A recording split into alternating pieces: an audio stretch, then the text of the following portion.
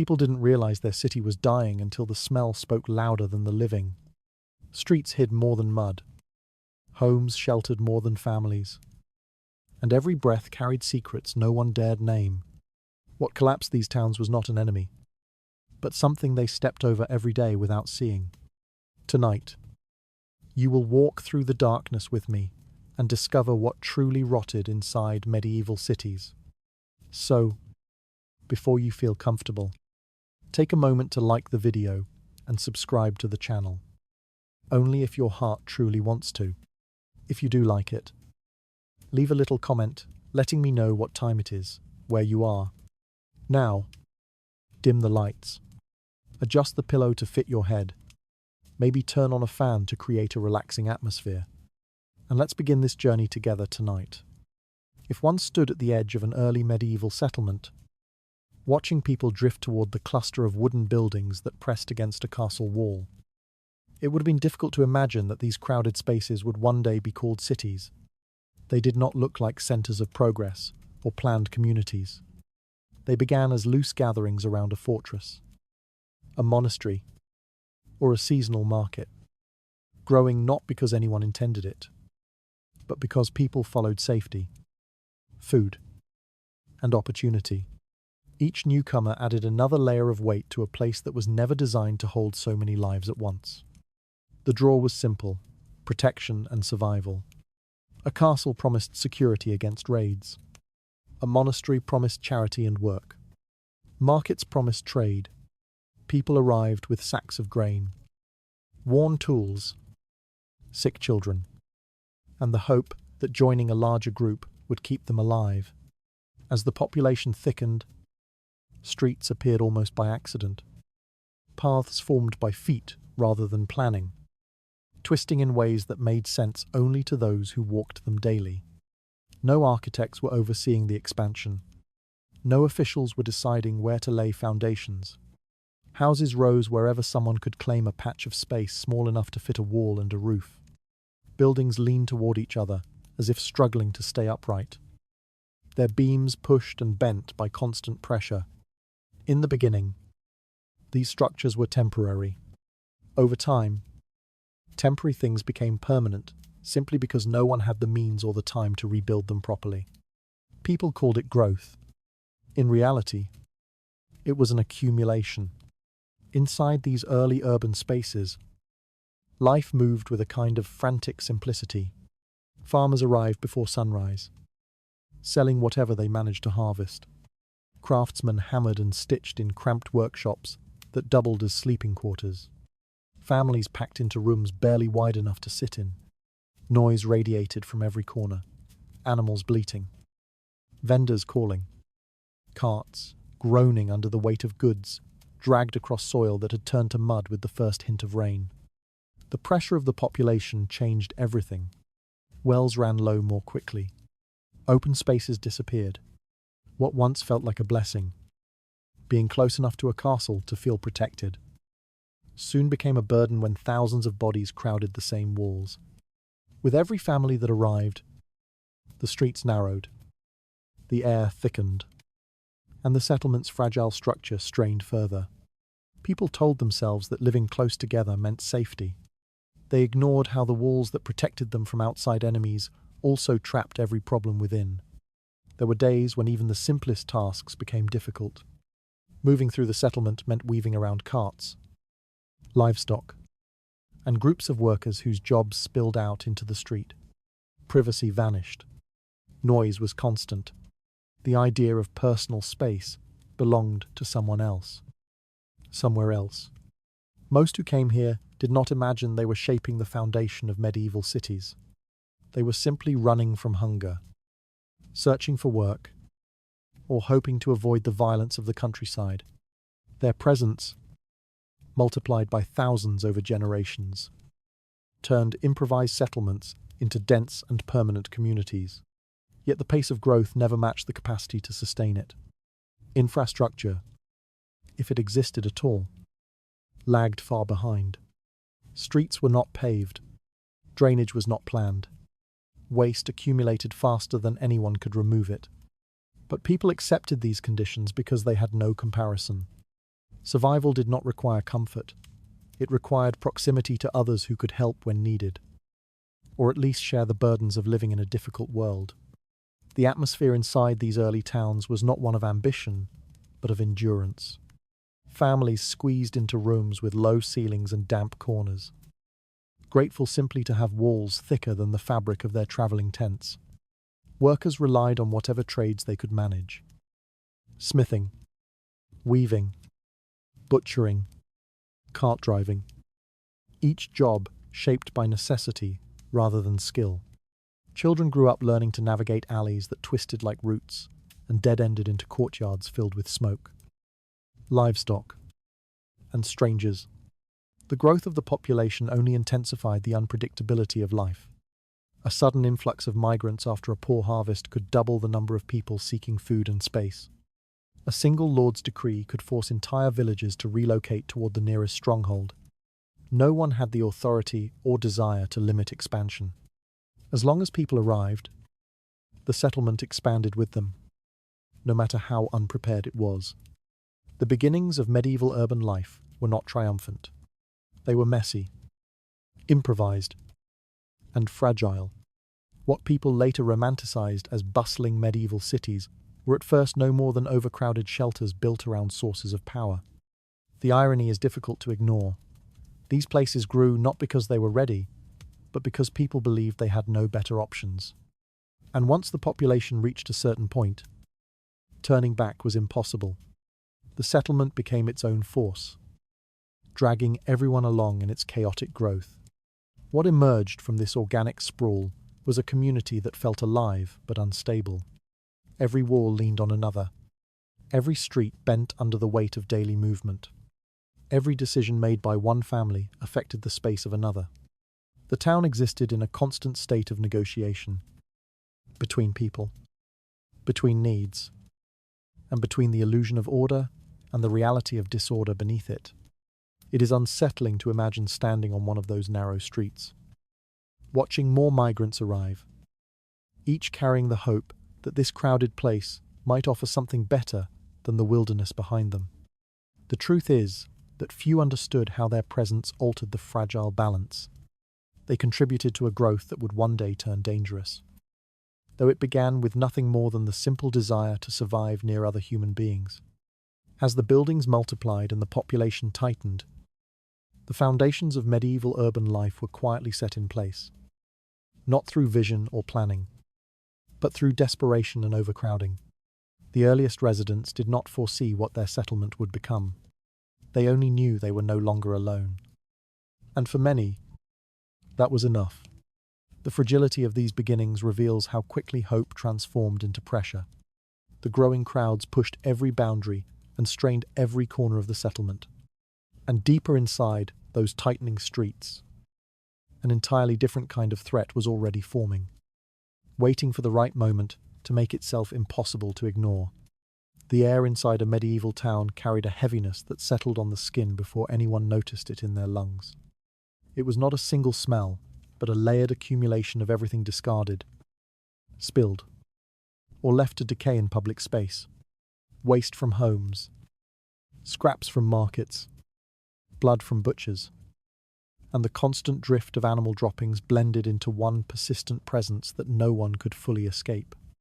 People breathed it in with the same rhythm they used to walk, talk, and work, as if the scent was simply another part of life that could not be separated from the street beneath their feet. What made the atmosphere more unsettling was how quickly the unusual became the expected. The stench did not come in waves, it sat still, woven into the air itself. Every corner carried its own mixture. Near the market stalls, the smell of spoiled produce mixed with the metallic tang of fresh slaughter. On narrower streets, damp wood, sweat, and human waste created a sour weight that clung to clothing long after people went indoors. Even open squares held no relief, because the wind could scatter smells but never remove them. The towns were never built with the idea of dispersing odours. Houses stood close enough for their roofs to nearly touch, creating corridors where air barely moved. Smoke from cooking fires drifted downward instead of rising cleanly. Water spilled from the upper rooms, soaked into the soil already saturated with sewage. Everything that should have been washed away remained trapped. People walked through these streets every day, leaving footprints in a thin film of mud mixed with waste that dried into dust and later blew back into the air. They inhaled. Animals only added to the density. Horses, pigs, goats, and stray dogs moved freely, leaving behind their own traces that no one rushed to clean. Carcasses of dead animals sometimes sat for hours or days before being removed. When the sun was strong, the heat lifted every odor into a sharper, more oppressive form. When it rained, the wet ground released a different, heavier scent, one that rose from the earth as though the soil itself were decaying. For newcomers, the smell could be overwhelming. Travelers sometimes gagged, covered their faces, or complained openly. But those who lived in the town long enough adjusted in ways that were both protective and tragic. Their senses dulled. What once made them recoil became ordinary. The human mind, forced to choose between constant discomfort and adaptation, chose to forget. And forgetting made everything easier to tolerate, even as conditions worsened. The problem was not only in the streets, it followed people into their homes. Doors and shutters did little to keep the outside odors from seeping in through cracks. Walls made of untreated wood absorbed the moisture and smells of the environment, releasing them slowly over time. Bedding carried scents from the day's labor. Clothing rarely dried completely, capturing mildew that lasted through entire seasons. People lived within layers of odor that touched every part of their daily routines. Those who visited the town for trade or pilgrimage sometimes described the smell in letters or stories. But residents rarely did, not because it was pleasant, but because it became indistinguishable from daily life. When something is impossible to avoid, people stop naming it. The air of medieval towns was not considered foul. It was simply the air they had. Silence replaced complaint, and resignation replaced discomfort. What struck observers most was not the intensity of the smell, but the indifference of the people breathing it. Children played in alleys where stagnant puddles fermented. Vendors shouted over stalls filled with flies. Workers ate meals within arm's reach of waste heaps. Over time, the boundary between what should have repelled them and what they accepted grew thin. Normalization became a survival mechanism, but it also allowed the towns to sink further into decay without resistance. In this environment, the idea of fresh air became relative. Even moments that felt cleaner, standing near a monastery courtyard, or beside a breeze that slipped through a city gate, still carried traces of the town's inner rot. Nobody escaped it completely. Everyone had the scent on their clothes, their hair, and their breath. The smell was not just around them, it clung to them. The medieval town was not defined by beauty or order, but by endurance. People learned to live inside an atmosphere that constantly reminded them of things dying, rotting, or being discarded. It is difficult now to imagine how easily a community could adapt to such conditions. But adaptation was the only choice available to them. And with each passing day, they lost a little more awareness of the world they inhabited. The acceptance of these smells reveals how a place can reshape the senses without anyone noticing. The air became a quiet burden that settled into every part of life. And deeper within the town's growing disorder, another problem waited to emerge from the very ground people walked on every day. The streets of a medieval town carried the burden of every household's waste, because nothing existed to take it anywhere else. People emptied buckets of dirty water, kitchen scraps, and human waste directly onto the ground outside their doors. It was an ordinary act, repeated every hour of the day, without any attempt to hide or contain what was being discarded. The street itself became the only surface available for disposal. And over time, it developed a damp, uneven layer of residue that never fully dried. Even in the warmest weather, Most settlements had no underground system to deal with any of this. There were no channels carved beneath the surface, no stone tunnels guiding waste toward a river. Instead, the town relied on shallow open trenches running along the sides of the main streets. These narrow ruts collected everything poured into them: soapy water, urina, animal blood, food scraps, and the occasional dead rat swept aside with a careless shove. The flow was slow and inconsistent, and often it barely moved unless forced along by human hands or by the simple pressure of additional waste. The trenches were meant to guide water away, but they rarely succeeded. Their low walls quickly clogged with straw, rags, bones, and whatever debris fell in from the feet of passers-by. Once blocked, the water inside turned stagnant, thickening into a sludge that smelled harsher with each passing day. Cleaning these channels was not an assigned job. It was simply ignored until someone decided the situation had become unbearable. And even then, the solution was often temporary, removing just enough material to make a small opening for the liquid to seep through again. When rain arrived, the problem shifted dramatically. Water rushed through the streets with a force that lifted everything sitting on the surface. Waste that had settled in corners or beneath carts was suddenly pushed into open areas, creating swirling mixtures of filth that spread across stones, dirt, and wooden walkways. The shallow trenches overflowed instantly, spilling their contents back onto the road. Instead of washing the streets clean, the rain stirred everything into motion. What was once stationary became fluid, and the entire town seemed to shift under a layer of displaced human and animal waste. Children played nearby without understanding the danger.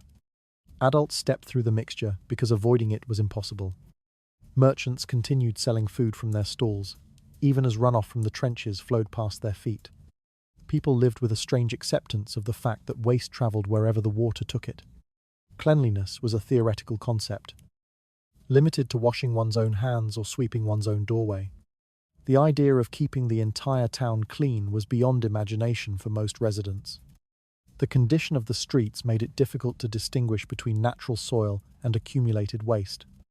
Layers of discarded material became compacted under years of foot traffic. What looked like hardened earth was often a mixture of mud, ash, crushed bones, and decomposed organic scraps. In dry seasons, the surface crumbled into dust that rose with every step.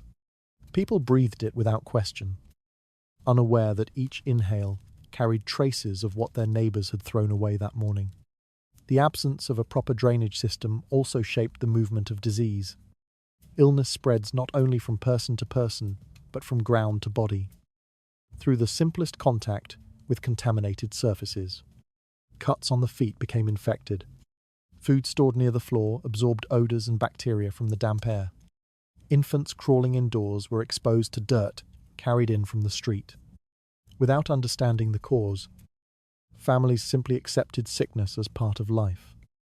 Another burden they believed came from fate rather than environment. Some towns attempted minor solutions, digging deeper trenches or placing wooden boards across the dirtiest sections. But none addressed the core issue. Waste production far exceeded waste removal. Without organised labour, without funding, and without knowledge of sanitation, the towns had no path toward improvement. What people created each day remained around them, until rain redistributed it or time pressed it into the ground. Those who lived on upper floors or near elevated areas experienced a small advantage, avoiding the worst puddles and runoff. But most residents lived where the ground naturally dipped, in homes built out of necessity rather than planning. These families endured the worst conditions when rain transformed the streets into channels of contaminated water. Their doorways filled first, their floors grew damp, and their possessions absorbed the odour of the flowing waste. Entire households smelled of the street long before they stepped outside. Travellers often wrote about the state of these streets with a tone of disbelief. They described the mixture of waste and water, the constant smell, and the unsettling sight of people walking through filth as though it were an ordinary landscape. To residents, however, the environment did not appear extraordinary. What had been shocking at first gradually became familiar, and familiarity made conditions worse. Because no one fought against a problem they no longer recognized as a problem. By the time some towns attempted to implement more organized systems, the damage to public health and daily life had already become deeply embedded. Habits formed over generations could not be undone simply by digging a deeper trench or assigning a laborer to clear blockages.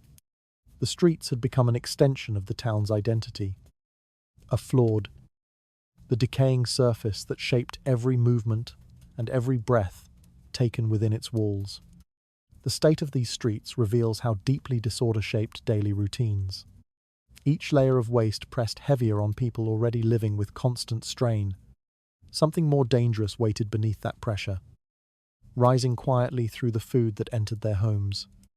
Inside a medieval town, the idea of a private place to relieve oneself belonged almost entirely to those who held power or religious authority.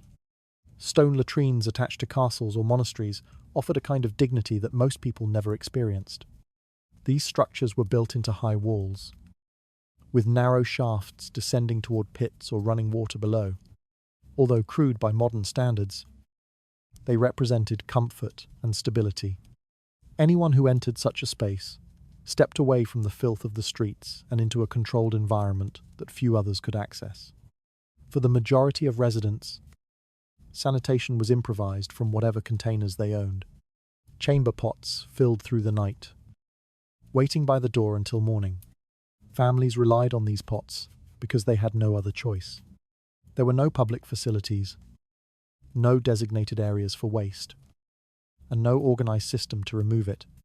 The pot was both a necessity and an inconvenience, occupying precious space inside cramped homes and reminding everyone that the boundary between daily life and bodily waste was always thin. At sunrise, a familiar ritual unfolded across the town. Residents stepped outside with their chamber pots, walking to the nearest street or alley. With a practiced motion, they emptied the contents into the open air. The sound of liquid striking dirt, stone, or wooden walkways echoed through the morning. It was so common that few bothered to step aside or look away. Children skipped around puddles without hesitation. Street vendors, setting up their stands, barely reacted. The act had lost its shock long ago. These morning routines produced an environment where waste accumulated faster than it dispersed. The ground absorbed what it could, leaving patches of damp soil that never fully dried. What remained pooled in shallow dips or trickled toward the already overburdened street trenches. The mixture of urine, wash water, and market refuse created a smell that lingered long after the sun climbed higher. Visitors often recoiled at the sight, but residents continued with their tasks, shaped by years of repetition that dulled their senses. The absence of privacy extended beyond physical discomfort. Using the street as a disposal site reinforced the sharp divide between the wealthy and the poor. Nobles relieved themselves in relative quiet, inside stone chambers built to keep filth out of sight. Monks sat on simple wooden benches above vertical shafts that carried waste away from their cloistered world. Meanwhile, commoners stepped into shared alleys where neighbours watched each other carry pots of waste, an act that revealed more of their lives than they might have wanted. The geography of sanitation reflected the geography of power. Even the practice of warning passers-by before emptying waste developed as a necessity rather than a courtesy. The familiar cry that eventually evolved into Gardes l'eau served as a final alert before someone poured liquid from a window or doorway. Without this warning, the risk of splashing someone below was constant. Narrow streets, overhanging upper floors, and crowded footpaths meant that waste often fell close to people going about their day. The shout became part of the daily soundscape, signalling not danger but normality. The use of chamber pots shaped the rhythm of household life. Families with several members filled multiple pots during the night, each one needing to be emptied by morning. Children sometimes performed the task, learning early that responsibility included carrying unpleasant smells through the doorway. Pregnant women, elderly family members, and the sick relied on others to handle the chores, which created tensions within cramped households already strained by work and hunger. Yet no one questioned the system. There was no alternative. As towns grew, the volume of waste outpaced the environment's ability to absorb it. Streets became more crowded, houses more tightly packed, and the pathways for waste disposal narrower. Adding more people did not bring new methods. It only intensified the existing cycle. Fill the pot, carry it outside, pour it onto the street. Let nature take care of the rest. The idea of building additional latrines for the public never took hold. Partly because such projects required resources towns did not have, and partly because people did not believe their situation could be improved. In wealthier districts, residents sometimes attempted makeshift solutions. They built small wooden platforms over drainage ditches or designated corners behind their houses for waste disposal.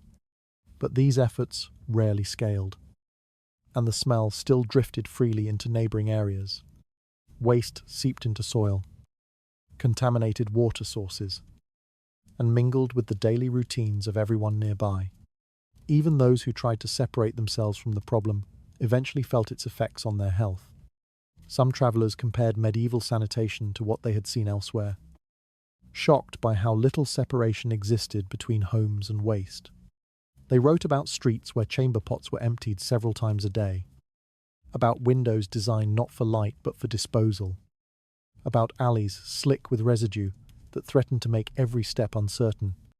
Their accounts painted a picture of towns overwhelmed by their own habits, stuck in a cycle created not by ignorance alone but by survival.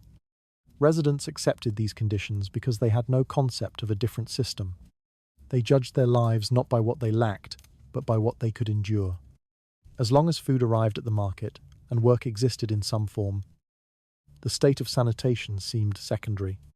The constant smell became part of the town's identity, a quiet companion that followed people through their routines. Those born into the environment rarely questioned why it existed. It simply was. The scarcity of private latrines symbolized the broader reality of inequality. The wealthy enjoyed cleaner, quieter spaces where waste disappeared from view. The poor lived with their own waste beneath their feet, shaping their environment with every pot they emptied. This contrast defined medieval towns as much as any castle or church tower rising above the rooftops. It formed a daily reminder that comfort was a privilege, not a right. The divide between those with privacy and those without reveals how deeply class shapes even the most basic human needs. Waste moved through the streets with a quiet force that touched every household, a presence already stirred within these crowded alleys, waiting to spread through the smallest gaps in daily life. The open drains running through medieval towns created an environment where vermin thrived more easily than humans. Rats followed the lines of waste, as if guided by instinct, slipping through trenches filled with runoff from homes. Markets and workshops, they moved with a confidence that came from knowing the streets belonged to them as much as any resident. Their bodies disappeared into shadows, emerging again wherever food scraps, damp cloth, or piles of refuse offered shelter. The town's layout, with its narrow alleys and constant flow of discarded matter, formed a perfect network of paths for them to travel unhindered. Cockroaches occupied the darker spaces within homes, settling into cracks between wooden boards or behind damp storage jars. Their presence was constant, though often unnoticed until nightfall brought them across the floor or up the legs of beds. People killed them when they could, but they multiplied faster than any household could respond. The uneven temperature of the houses, shifting from cold drafts to overheated corners near the hearth, provided exactly the range of conditions they needed to survive. Bedbugs created a different kind of suffering. They hid inside wooden bed frames, crawling out only when bodies lay still beneath blankets. Bites appeared in clusters, raising welts that burned and itched for days. Families scratched through the night, unable to find relief. Washing bedding did little to help. since the insects remained buried deep in the joints and seams of the furniture. Even replacing straw mattresses offered no real solution, as the bugs migrated easily from nearby homes or crawled along shared walls. Sleep became a fragile state, interrupted by the knowledge that invisible creatures waited for darkness. Rats, in particular, shaped the rhythm of life in ways that residents understood only through their consequences. They tore into grain sacks, gnawed through wooden storage boxes, and left droppings that mingled with household supplies. People rarely threw out spoiled food. Hunger made wastefulness impossible. Instead, they picked around damaged portions, trusting their own judgment to decide what was still safe to eat. Illness followed frequently, but few made the connection between sickness and the traces left by small animals scurrying through their kitchens. The homes closest to open drains suffered the most. Rats entered through gaps beneath doors or climbed walls made of brittle wood and packed earth. They ran across rafters, dropping bits of debris onto floors below. Children often saw them before adults did, pointing out movement in corners where the light could not reach. Parents comforted them out of habit rather than confidence, knowing the animals would return the moment the room fell quiet. Urban density made extermination impossible. Killing one rat changed nothing when entire nests lived only a street away. The creatures bred quickly, their population rising with each season of poor sanitation. Townspeople often spoke of them as though they were part of the town's character, as permanent as the smell of smoke or the uneven cobblestones underfoot. Fear did not come from their presence alone, but from the knowledge that they carried diseases no one understood. The plague travelled in ways that felt both mysterious and inevitable. People fell ill, regardless of age or wealth, and death followed with a speed that left families without time to react. Physicians speculated about curses, contaminated air, or divine punishment. Few considered the possibility that the creatures running through their homes were the true agents of destruction. They watched rats flee certain districts shortly before outbreaks began. Yet the connection between the movement of vermin and the spread of illness remained obscured by limited knowledge and deep superstition. When plague storms swept through towns, rats often died alongside humans. Their bodies appeared in streets, behind barrels, and beneath market tables. Residents viewed these deaths as another sign of disaster, unaware that the same fleas abandoning dying rats were jumping onto human hosts. Even when entire neighborhoods succumbed to fever and swollen lymph nodes, people explained the sickness through stories or spiritual fears. The idea that small parasites, invisible to the eye, they were moving from rat to person, never occurred to them. Cockroaches and bedbugs, though less deadly, contributed to the erosion of daily comfort. Their constant presence undermined any sense of rest. Families grew accustomed to scratching their arms, shaking out blankets, and crushing insects against wooden boards when possible. Visitors sometimes commented on the state of domestic life, but residents offered little apology. In towns where waste flowed through the streets and air carried the scent of decay, insects felt like an extension of the environment itself, another burden absorbed without protest. Merchants suffered too. Rats chewed through cloth bolts, damaged leather goods, and contaminated barrels of stored grain. Losses were simply part of business. No guard or trap could fully eliminate the risk. Market stalls, sitting near drainage trenches, became hotspots for infestations, with rats appearing whenever food was left unattended. Vendors brushed them away with sticks, muttering in frustration, but rarely considering larger remedies. The infrastructure of the town made resistance futile. The presence of vermin shaped the emotional tone of medieval cities. People lived with a quiet tension, knowing that each shadow might conceal movement. Hearing scratching in the walls was so common that many residents stopped reacting altogether. Bodies strained from labor also endured the constant irritation of bites and the worry of disease, forming a fatigue that deepened with each year. Survival meant tolerating discomfort, and tolerance made the environment even more hostile over time. In the end, vermin thrived because the town supported them better than it supported people. Waste, darkness, overcrowding, and vulnerability formed the perfect conditions for their dominance. Residents adjusted not because they accepted defeat, but because they lacked alternatives. The creatures that crept through walls and streets became part of the landscape, shaping life in ways no one could fully escape. These infestations reveal how deeply the town's decay seeped into private spaces. Every household lived with marks left by these persistent intruders. What drifted toward market stalls carried dangers hidden within food that seemed harmless at first glance. Medieval walls rose high above the towns they guarded, built with the intent to shield residents from raiders, rival lords, or armies passing through uncertain lands.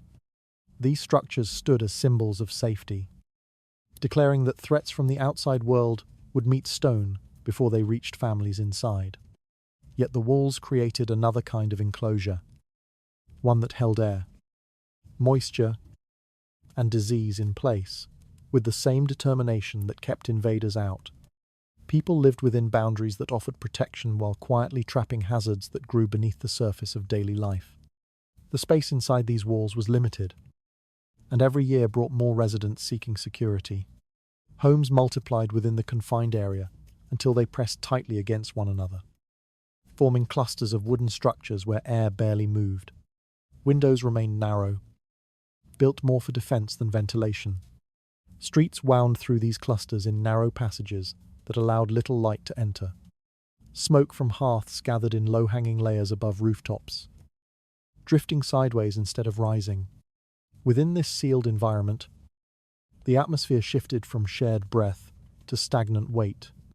Moisture clung to surfaces long after the rains ended.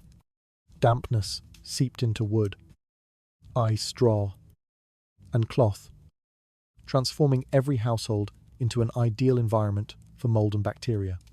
Floors remained cool and wet to the touch, especially in single-room homes where cooking, washing, and sleeping happened together.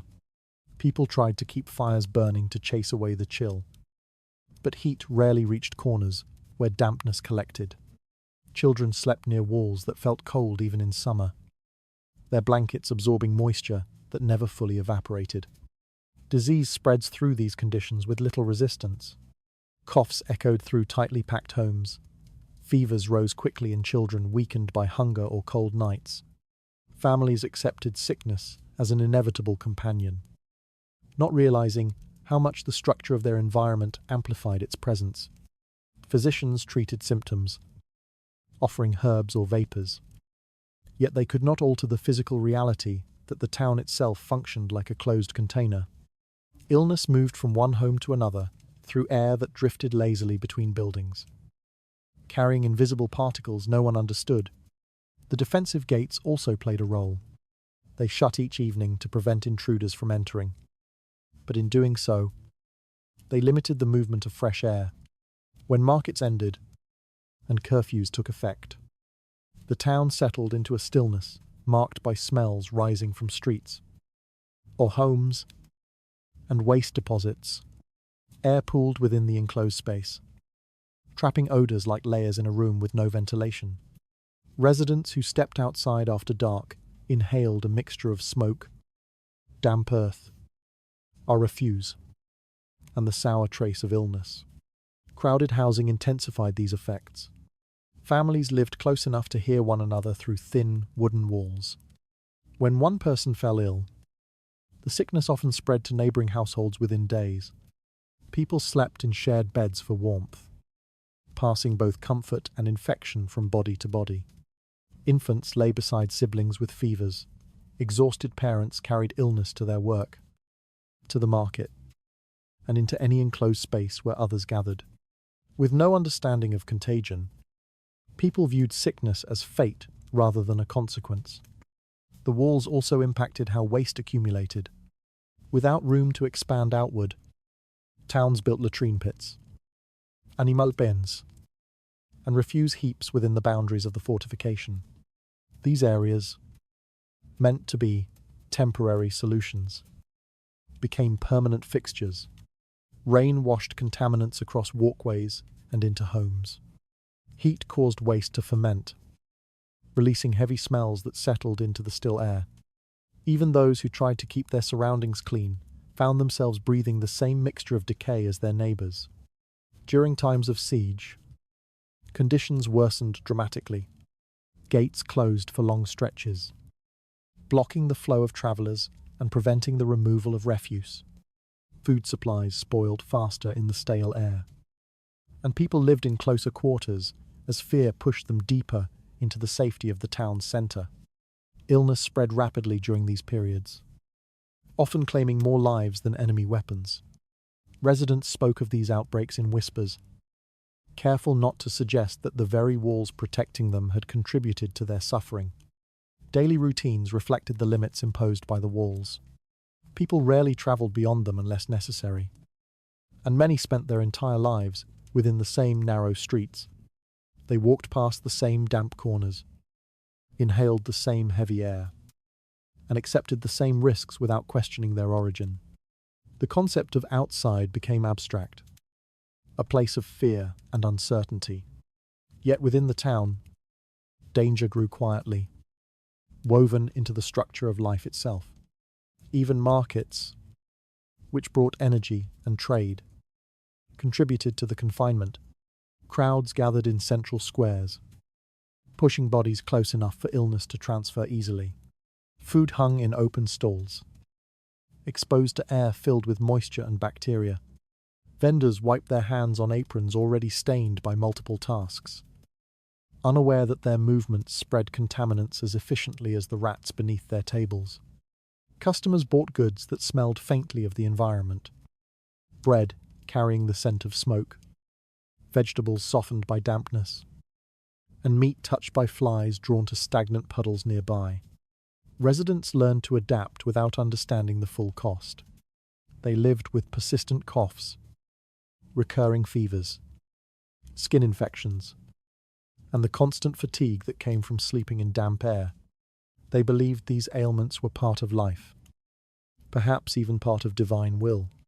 The walls reassured them that danger waited outside, never imagining that the true hazards gathered quietly within their protective barrier. Over time, people stopped noticing the enclosed feeling that shaped their movements. They accepted the heaviness of the air as normal, just as they accepted the unpredictable spread of disease. The town felt safe because it kept enemies out, but its safety came with a shadow, one that touched every breath, every night's sleep, every crowded morning in the market square. These enclosed spaces reveal how protection quietly transformed into confinement. Air thickened around homes until it carried more weight than residents realized. A quiet force settled into that stillness, reaching places even walls could not defend. Open markets in medieval towns displayed meat and fish in the full exposure of sunlight, arranged on broad wooden boards that absorbed more than just warmth. The cuts lay directly on surfaces worn down by years of use, showing dark stains from countless earlier days. Flies gathered in thick clusters, moving from one piece to another without hesitation. Vendors brushed them away with slow, practiced motions, knowing the insects would return almost immediately. The scene did not shock residents. It matched the rhythm they saw each morning. Fish arrived from nearby rivers, carried in baskets that leaked water, tinged with the smell of mud and decay. By the time the baskets reached the stalls, the fish had begun to soften, their scales losing the firmness that marked freshness. The heat quickened the process. Flesh turned limp, eyes dulled, and the sharp scent of river life blended with the heavier odour of slow decomposition. Sellers sprinkled coarse salt onto the fish, attempting to mask changes that everyone recognized, but no one openly acknowledged. Meat faced similar conditions. Animals slaughtered in the early hours were cut into portions and laid out before they cooled. Blood pooled in shallow grooves carved into the boards. Knives passed repeatedly through tissue, carrying fragments from one cut to the next. The lack of shade meant each piece warmed under direct light, softening fat and encouraging the arrival of more flies. Vendors shouted prices over the noise of the market, their voices forcing attention away from the physical state of the food in front of them. Salted and smoked goods offered no guarantee of safety. Preservation methods were simple, performed quickly, and often incomplete. Salt penetrated only the outer layers of meat, leaving deeper sections vulnerable to spoilage. Smoke reached the surface without fully drying the interior. What looked preserved sometimes hid a softness that suggested slow breakdown beneath the cured exterior. Buyers used their hands to judge texture, pressing lightly against the meat to gauge its firmness. They learned to accept unsteadiness in the flesh as long as the product remained affordable. Smell provided only partial information. Markets carried so many odors. Animals, people, waste, earth, that the scent of spoiled meat blended easily into the background. Residents distinguished only the strongest signs of decay. Anything less, they dismissed as normal. Food that might trigger an alarm today felt ordinary to them because daily life constantly surrounded them with similar scents. The line between what was edible and what was dangerous blurred not from ignorance, but from necessity. The state of the stalls reflected the larger reality of the town. Without cold storage, preservation depended entirely on weather, speed, and improvisation. Vendors carved away discolored portions of meat, discarding them beneath tables where stray dogs waited. Fish that softened too quickly were sold at reduced prices, offered to those who could not afford anything else. Buyers knew they were purchasing lower quality goods, yet hunger shaped more decisions than caution. Families stretched their coins further by accepting products others avoided. The environment around the stalls added to the problem. Dust rose from the ground with every step, settling onto exposed food. Wind carried particles from nearby waste heaps, depositing them on surfaces that were already far from clean. Boards were rarely washed. Instead, they were scraped with the flat edge of a knife, pushing away loose debris but leaving behind deeper residue. Water for cleaning was scarce and often contaminated, limiting how thoroughly equipment could be maintained. Insects played a constant role. Flies laid eggs on fish, left unattended for even short moments. Maggots appeared in meat that had been displayed too long, though vendors removed them quickly if they were noticed. Few customers reacted strongly. They understood that signs of life in food did not necessarily mean it had become inedible. Their tolerance grew from repeated exposure. From witnessing the same scenes day after day, acceptance became part of survival. Illness linked to spoiled food spread quietly through the community. Stomach pain, fever, and weakness struck without warning. Families blamed the symptoms on weather shifts, water contamination, or spiritual imbalance. Rarely did they attribute sickness to the food purchased earlier in the day. The connection between consumption and consequence was difficult to draw when so many factors contributed to poor health. Even when several households fell ill after buying from the same stall, coincidence seemed more plausible than cause. Merchants operated in conditions they could not control. They lacked the resources to preserve food properly. They worked quickly to sell perishable goods before the day's heat made them unsellable. Some added more salt, others cut meat into smaller portions to encourage faster sales. Their livelihoods depended on moving inventory, not improving its quality. Markets rewarded speed and quantity rather than caution. Buyers understood these limitations and still returned each day because there were no alternatives. Within this cycle, expectations adjusted. People learned that slight discoloration, softened texture, or mild odor did not necessarily indicate danger. They prepared food carefully, hoping fire or boiling water would eliminate whatever threats lurked within. Children grew up watching adults scrape away questionable sections of meat or soak fish in salt water to firm it. These practices formed a sense of normalcy that persisted across generations. The open display of meat and fish symbolized the precarious balance of life within the town. Everything seemed temporary. Freshness, safety, and even health. People lived with the awareness that their daily meals carried risks, but hunger overpowered caution. Vendors and customers participated in a marketplace shaped by conditions beyond their control. Heat, insects, waste, limited resources, and crowded streets. These stalls reveal how necessity shaped choices that ignored danger. Each display carried traces of decay that people learned to overlook. Beneath these quiet compromises, deeper hazards gathered in corners where food met the chaotic pulse of the market. Market days gathered the entire town into one space, bringing noise, bodies, and movement into a dense pattern that felt alive yet strained. Stalls lined the square with no clear boundaries, each one built from mismatched boards, frayed cloth, or whatever material the vendor could afford. Goods spilled onto the ground, merging into the dirt in ways that erased any division between what was being sold and what had already been discarded. The market served as the heart of the town's commerce, yet it also functioned as its most visible dumping ground. Animal products dominated the landscape. Blood from freshly butchered meat flowed directly onto the soil, forming dark streaks that soaked quickly into the earth. Loose feathers drifted across walkways, carried by passing footsteps or sudden gusts. Entrails were tossed into nearby pits or simply pushed aside with a boot, left to mix with straw, spilled grain, and crushed fruit.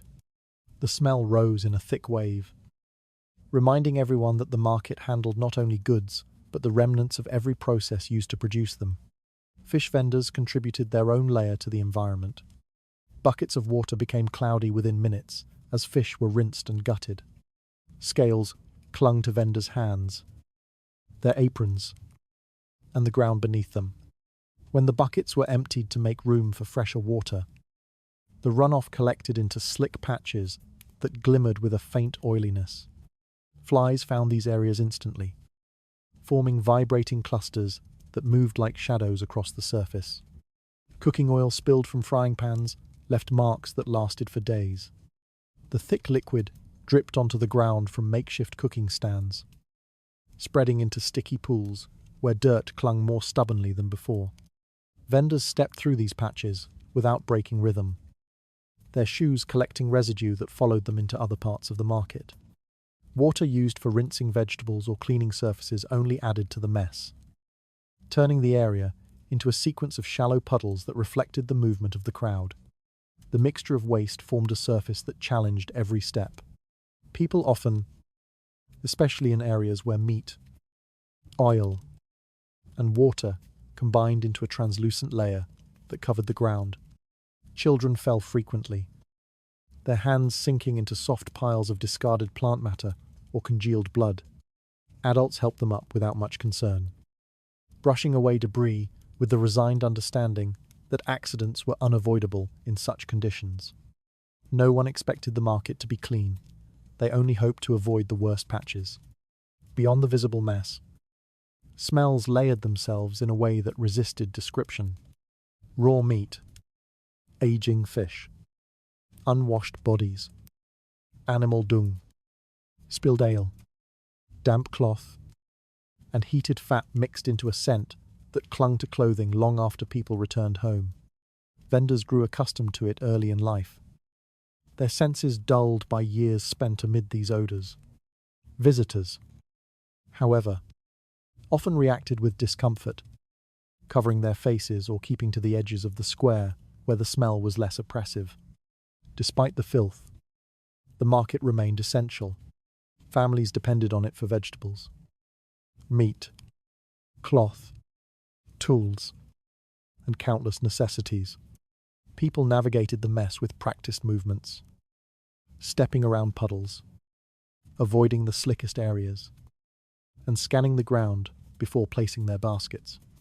Transactions happened quickly, with little attention paid to the state of the environment.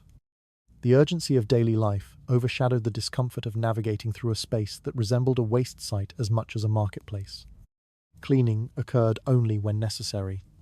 Town officials sometimes ordered the removal of animal carcasses or instructed workers to rake debris into larger piles.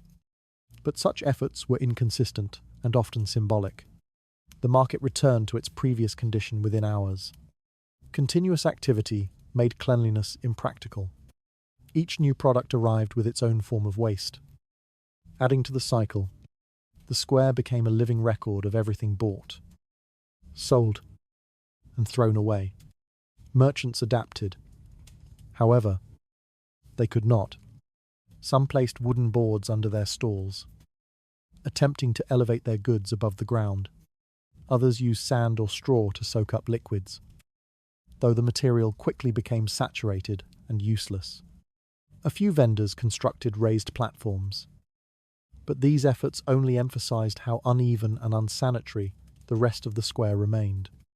In the end, individual attempts offered no real solution. The market's condition was shaped by the collective behavior of everyone who passed through it. Food contamination occurred easily in such an environment. Dirt clung to vegetables stacked directly on the ground. Grains spilled from torn sacks mixed with dust and fragments of waste. Bread absorbed the odors around it. Yet customers inspected goods only briefly, focusing on price and necessity rather than safety. Even when the food looked compromised, buyers rationalized it as part of life. They could wash produce at home, cook meat thoroughly, or simply accept the risk because hunger offered no alternatives. In many ways, the market reflected the broader state of the town, crowded, improvised, and constantly carrying the weight of more activity than it could support. The square was a place where survival overshadowed hygiene, where trade existed alongside decay. People navigated it daily with the understanding that its conditions would never improve, because improvement required resources and structures far beyond their reach. These crowded squares reveal how trade functioned within constant disorder. Every surface carried traces left behind by countless hands and countless animals. Within this shifting mess, deeper threats spread silently through the very goods people depended on to live. The well at the center of a medieval town served as the primary source of water for nearly every household. People gathered around it each morning with buckets made of wood or clay, lowering them into the dark shaft with a mix of routine and hope. The water that returned to the surface appeared clear enough to trust, reflecting the sky above and giving no hint of what drifted unseen beneath its surface. Residents accepted it without question because there were no alternatives, and because generations before them had done the same. Children learned early that the well was vital. They watched their parents draw water, understanding that every task depended on it. Cooking, washing, brewing, and sometimes even healing.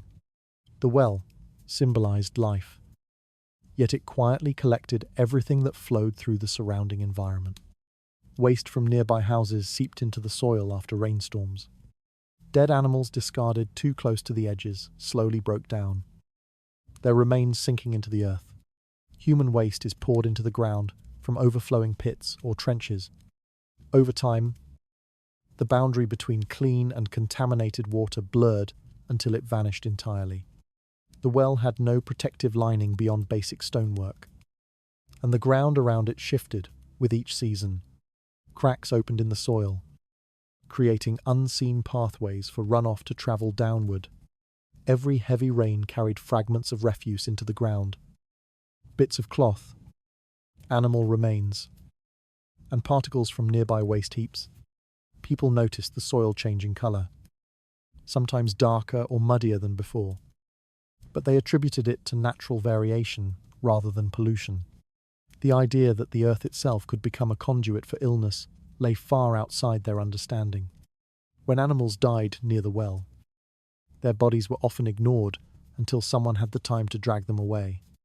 Even then, the removal was incomplete, leaving traces behind. These remains decomposed quietly, sinking into the ground in layers that slowly released bacteria into the water supply. Residents occasionally commented on a shift in taste or smell, but their concerns faded quickly. Many believed that water always carried a certain heaviness, especially in crowded towns. Complaints felt pointless when survival required constant compromise. People drank the water without suspicion, unaware of the risks. Illnesses that followed were common enough to seem unrelated. Fevers, cramps, vomiting, and weakness swept through households in waves, striking multiple families within a short span.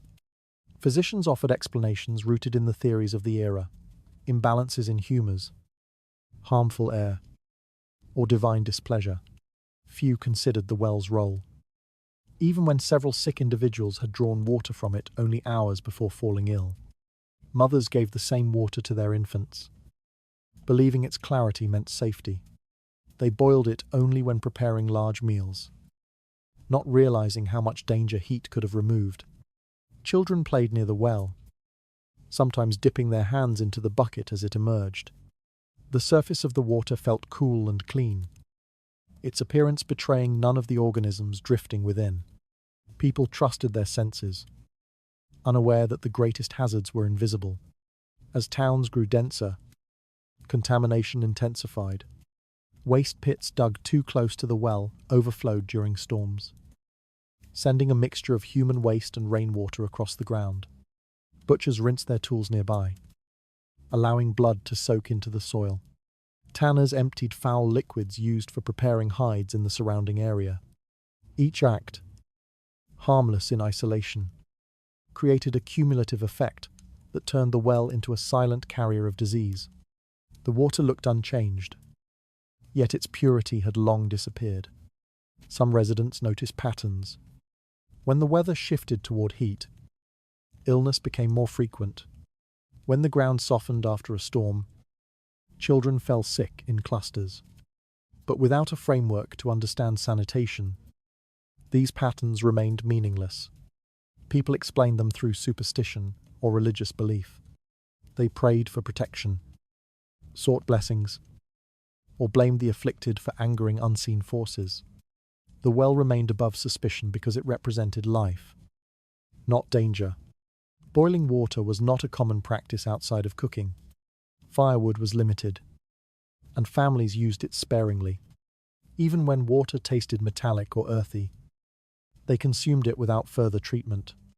The belief that water could carry disease did not exist in their worldview. Illness was seen as a burden carried by fate, not by contaminated droplets swallowed each day. A deeper irony shaped this reality. The more people depended on the well, the more they contributed to its contamination. Crowds of residents gathered around it, dropping small amounts of debris, dirt, and residue from their buckets. Spilled water created muddy patches where dogs, pigs, and rats stopped to drink. Their waste then seeped back into the soil. The well gave life. Yet every act of drawing from it slowly undermined its own safety. Despite these conditions, trust in the well remained unshaken. It had served the town for generations, and tradition carried more weight than suspicion. People associated illness with the air, the weather, or moral failure, never with the water they used every day.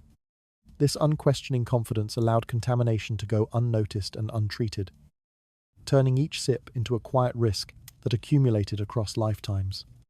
Communities often rebuilt walls, mended roads, and strengthened defenses, but they rarely reconsidered the source of their water. The well stood at the center of everything: trade, conversation, routine. To doubt it would mean doubting the foundation of daily life itself. Most residents preferred ignorance to uncertainty, accepting sickness as another hardship woven into existence. These wells reveal how trust concealed slow-moving danger within the most familiar routines. Each bucket carried more water into the homes that relied on it. Beneath this false sense of purity, deeper contamination moved silently through a town already struggling to survive. Disease moved through medieval towns with an ease that seemed almost deliberate, slipping into homes and meals in ways residents never recognized. People believed danger came from distant lands, dark forests, or hostile forces beyond the town walls. Yet the illnesses that claimed the most lives emerged quietly from the very places they considered safest. Their kitchens, their bedding, their water jars, and the air trapped inside their crowded rooms. These hidden sources shaped the reality that more people died from disease than from any armed conflict. Daily meals carried risks that no one understood. Food prepared on wooden boards absorbed moisture and residue from countless earlier uses. Small cracks in the wood held fragments of spoiled meat or traces of dirt from the marketplace. Cooked dishes masked contamination with heat, though not always enough to neutralize the organisms growing in the ingredients. Families ate together from shared bowls, passing wooden spoons between them without suspicion. Each meal felt like an act of survival, yet it often carried the seeds of sickness. The structure of homes contributed to the danger. Walls built from untreated wood or packed earth held moisture throughout the year. Roofs leaked during storms, allowing water to drip onto bedding or onto food being prepared. Floors absorbed runoff from shoes. Animals and waste carried in from the street. In such tight quarters, air circulated poorly. Heat from the hearth rose quickly, but smoke lingered, forming a haze that matched the dampness settling into every surface. Within this environment, the disease found a host that offered no resistance. Many illnesses spread through contaminated water stored inside homes. Buckets filled at communal wells carried invisible hazards, settling into clay pots where the liquid remained for days. People dipped cups or ladles directly into these containers, transferring bacteria between vessels. Infants drank diluted mixtures made with the same water, their bodies too weak to fight the infections that followed. Residents attributed infant mortality to fate or frailty, unaware that the cause came from the very water meant to sustain them. Sleeping arrangements created another pathway for disease. Families slept close together for warmth, sharing blankets and straw bedding. Bedbugs and fleas moved freely between bodies, carrying illnesses from one person to another. People woke with bites that formed clusters across their skin, yet they focused only on the irritation, not the risk. The scratching became routine, a nightly reminder of discomfort that was easier to endure than to understand. In such conditions, sickness passed silently through households, affecting multiple members within days. The presence of rats deepened the threat. They moved along rafters, across floors, and between shared walls. Their fleas carried plague bacteria, but residents saw only the visible nuisances: chewed grain sacks, droppings, or sudden movement in dark corners. The rats' role in spreading disease remained invisible, hidden behind years of misunderstanding about how illness traveled. When outbreaks occurred, families blamed foul air, misaligned stars, or moral failing rather than the creatures running through their kitchens at night. Cooking practices provided only partial protection. Fires boiled water and roasted meat, but they could not eliminate every contaminant. Utensils were primitive, often unchanged between tasks. A knife used to cut raw meat might later be used to slice bread without being washed. Pots held residue from previous meals, the layers of soot masking deeper deposits within the metal. Cleanliness was limited, not by apathy, but by scarcity.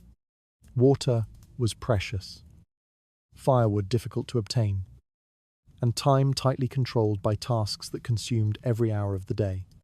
The emotional burden of disease grew heavier with each loss.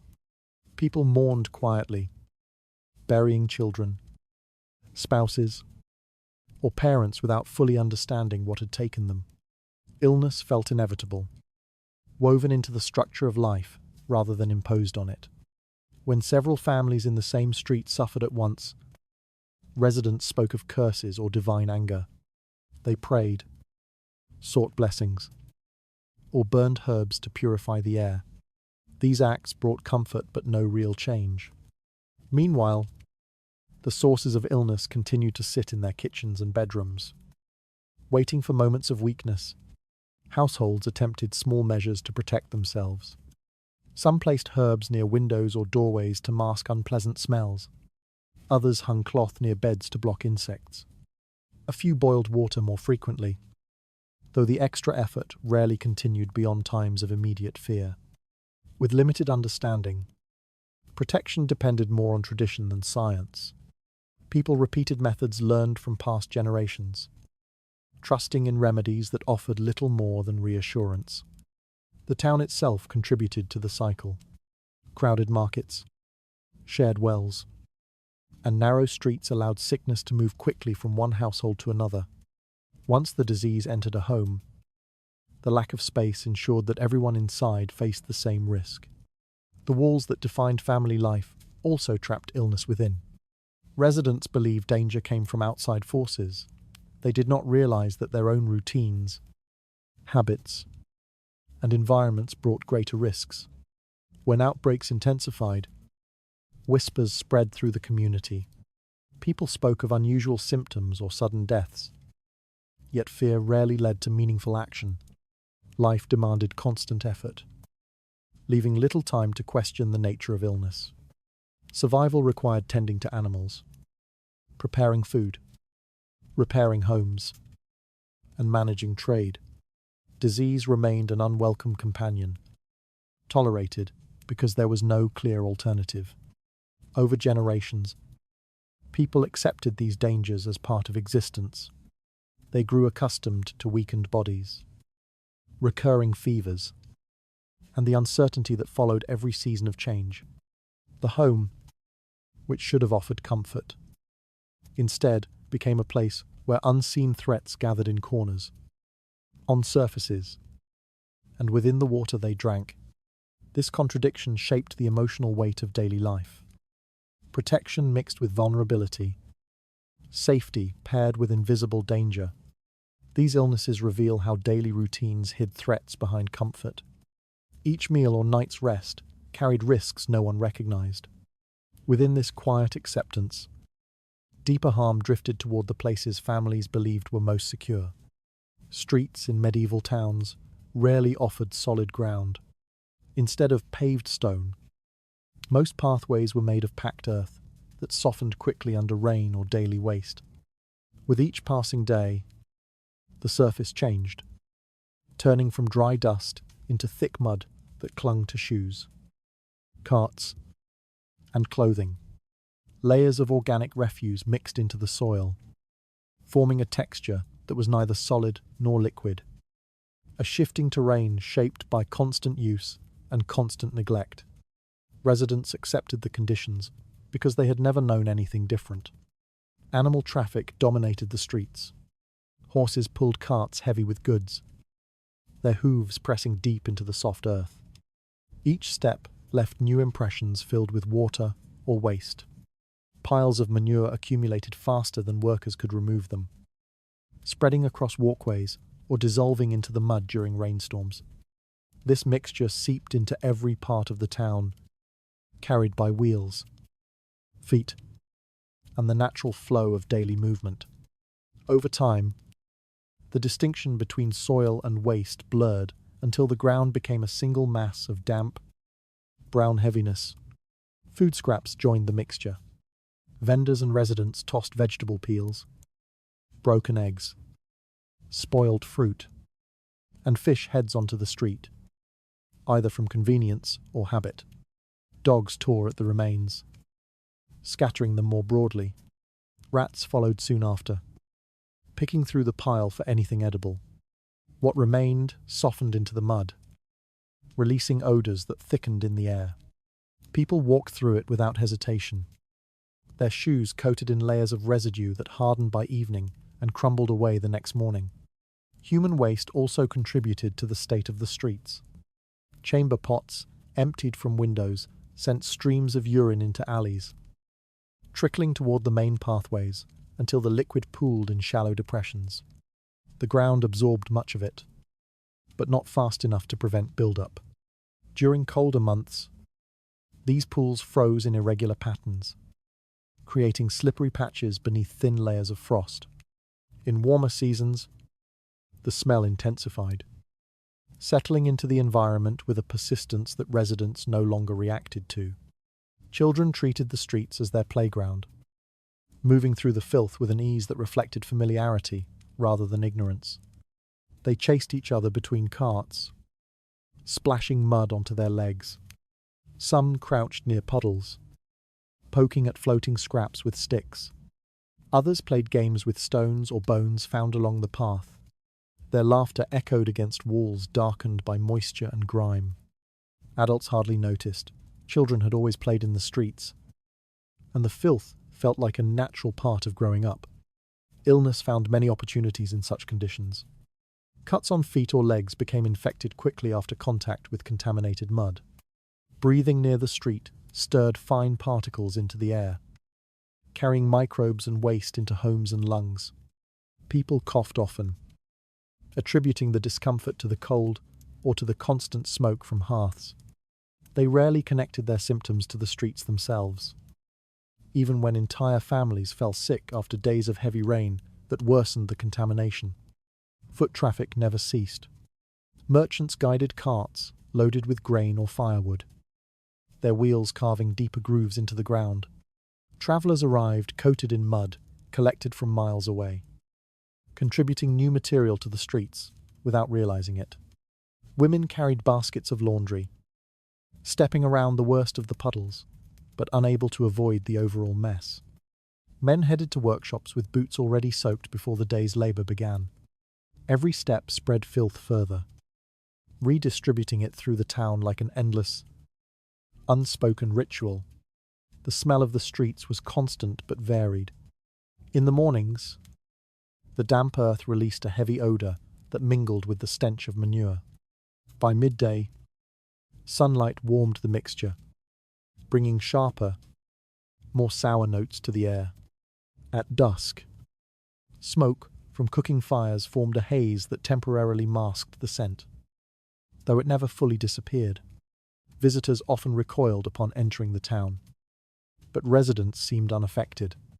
Their senses had grown accustomed to the environment long before they reached adulthood. Attempts to improve conditions were rare and mostly symbolic. Some towns employed workers to shovel manure or clear debris after market days. But their efforts lasted only a few hours before the streets returned to their previous state. Others spread straw across the mud before festivals or gatherings. Though the straw quickly darkened, absorbed liquid, and became part of the problem.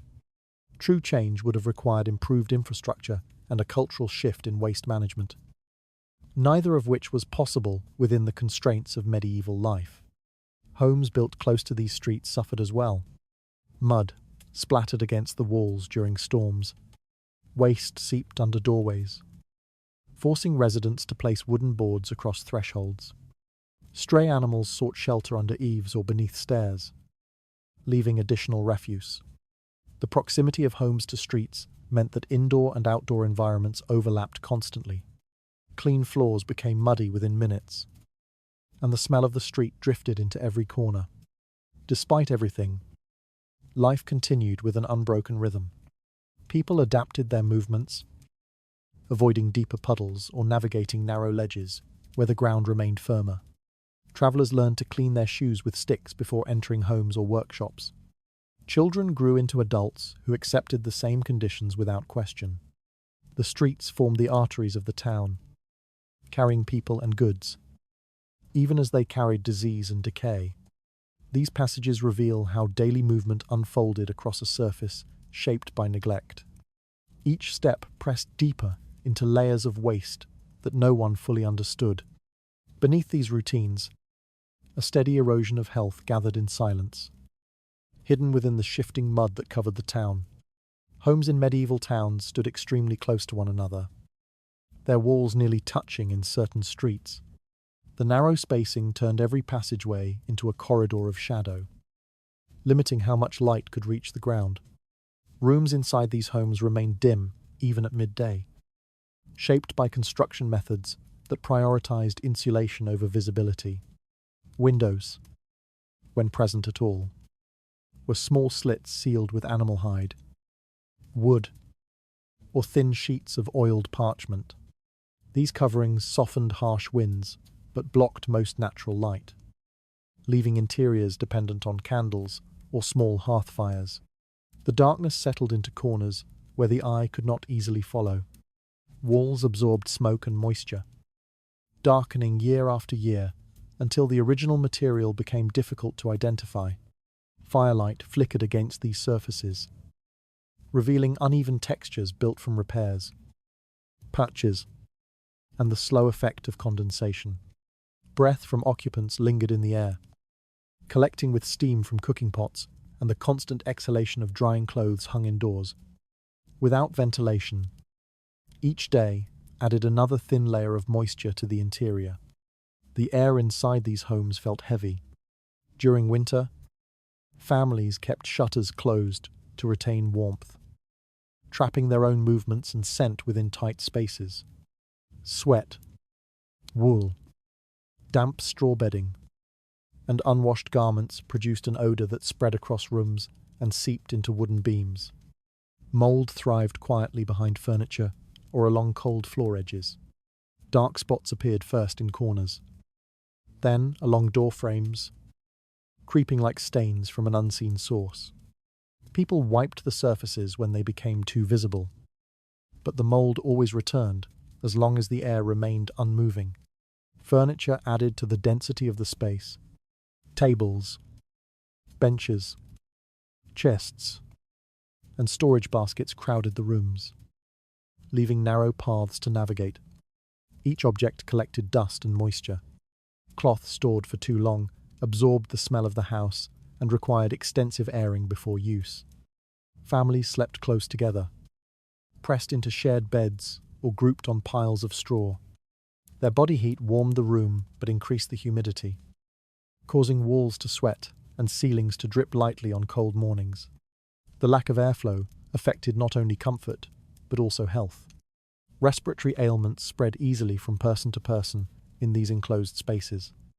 Coughs echoed within the walls, often lingering for weeks.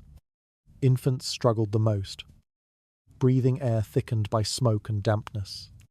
Soot from the hearth settled into their blankets. Parents tried to improve conditions by keeping fires low or opening the door briefly, but the cold punished any attempt at ventilation. Comfort meant containment, and containment meant breathing the same stale air repeatedly. During the warmer months, air quality improved only slightly. Windows were sometimes unsealed to let in breezes, but the close spacing between homes prevented meaningful circulation. Sunlight rarely reached the interiors directly. Instead, it created faint glows along the edges of doorways or across surfaces near cracks in the shutters. Dust drifted visibly in these thin beams, shimmering briefly before settling back into the stagnant interior. The contrast between light and shadow emphasized how little the home breathed. Crowding also intensified the problem. Extended families often lived under one roof, bringing multiple generations into a single compact space. Daily activities: cooking, sewing, sleeping, storing goods, produced heat and moisture that accumulated around the occupants. Domestic animals sometimes shared the room, especially in poor households. Chickens, goats, or pigs contributed their own warmth and odours, adding to the atmosphere already saturated with human presence. Walls made from timber or wattle and daub absorbed moisture easily. Over time, the structural material weakened, becoming soft in certain areas. Rot spread slowly, visible only when pieces of plaster fell away or when beams sagged unexpectedly.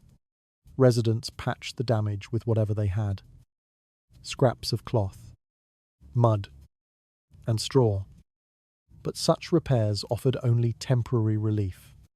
Every season pushed the home a little further toward decay. Despite these conditions, families found ways to maintain routines. They cooked meals, repaired clothing, tended to children, and prepared for harsh months ahead. Daily life did not pause for discomfort. People learned to ignore the smell of damp wool or the sight of mold creeping along a beam. Their senses adapted, filtering out the persistent odors until they became part of the background. Visitors might have noticed immediately, but residents had long ceased to differentiate between normal and unhealthy air. Light became a luxury more than a necessity. People worked by firelight, relying on familiarity rather than visibility. Shadows softened their perception of the home's deterioration, hiding cracks and rot from their awareness. Many accepted the dimness as a natural state, believing that homes ought to be dark in order to preserve warmth. Few questioned whether the constant lack of ventilation contributed to illness. In this environment, illness and decay are intertwined. Weakness in the walls mirrored weakness in the lungs. The slow deterioration of air quality shaped the rhythms of life, turning homes into spaces where warmth and danger coexisted. The safety families sought behind tightly sealed walls came at the cost of breathing air that quietly eroded their health. These cramped rooms reveal how protection closed around families until the air itself decayed. Every breath drew from a space shaped by dampness and shadow. Within this quiet confinement, deeper harm settled into the very walls, meant to keep people safe. The tanning quarters of a medieval town formed a world separated from ordinary streets, though the smell reached far beyond their boundaries. Even from a distance, the air thickened with a sour, animal heaviness that clung to clothing and hair. Workers moved slowly through this environment, stepping between pits filled with liquids that shifted in color from pale yellow to dark brown. The process of preparing hides relied on substances most people avoided: urine collected from households, dog excrement gathered in buckets, and stagnant water that had absorbed countless impurities. Yet these materials formed the foundation of one of the town's most essential trades. Fresh hides arrived stiff and heavy, often still bearing traces of blood and dirt. The first task involved soaking them in vats of urine to soften the fibers and loosen hair. Steam rose from these pits during colder months, carrying a pungent heat that caused workers' eyes to water. They rarely reacted. Having long grown accustomed to the intensity, wooden paddles stirred the mixture, pushing the hides deeper into the liquid. Every movement released a wave of odor that merged seamlessly with the environment. Once softened, the hides were transferred to another pit containing a mixture of water and dog excrement. The enzymes helped break down remaining tissue, though the smell surpassed even the urine vats. Workers leaned over these pits for hours, scraping hair from the hides with dull knives. Their hands, coated with residue, absorbed the stench until it became part of their skin.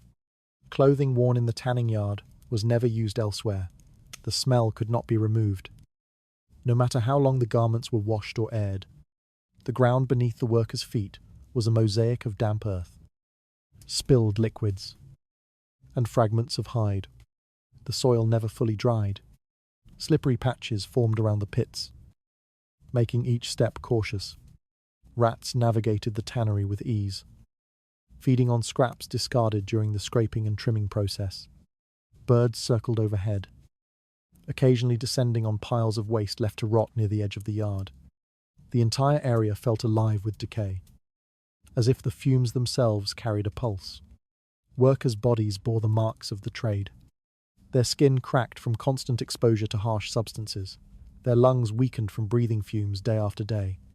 Many suffered from chronic coughs or skin infections that never healed properly.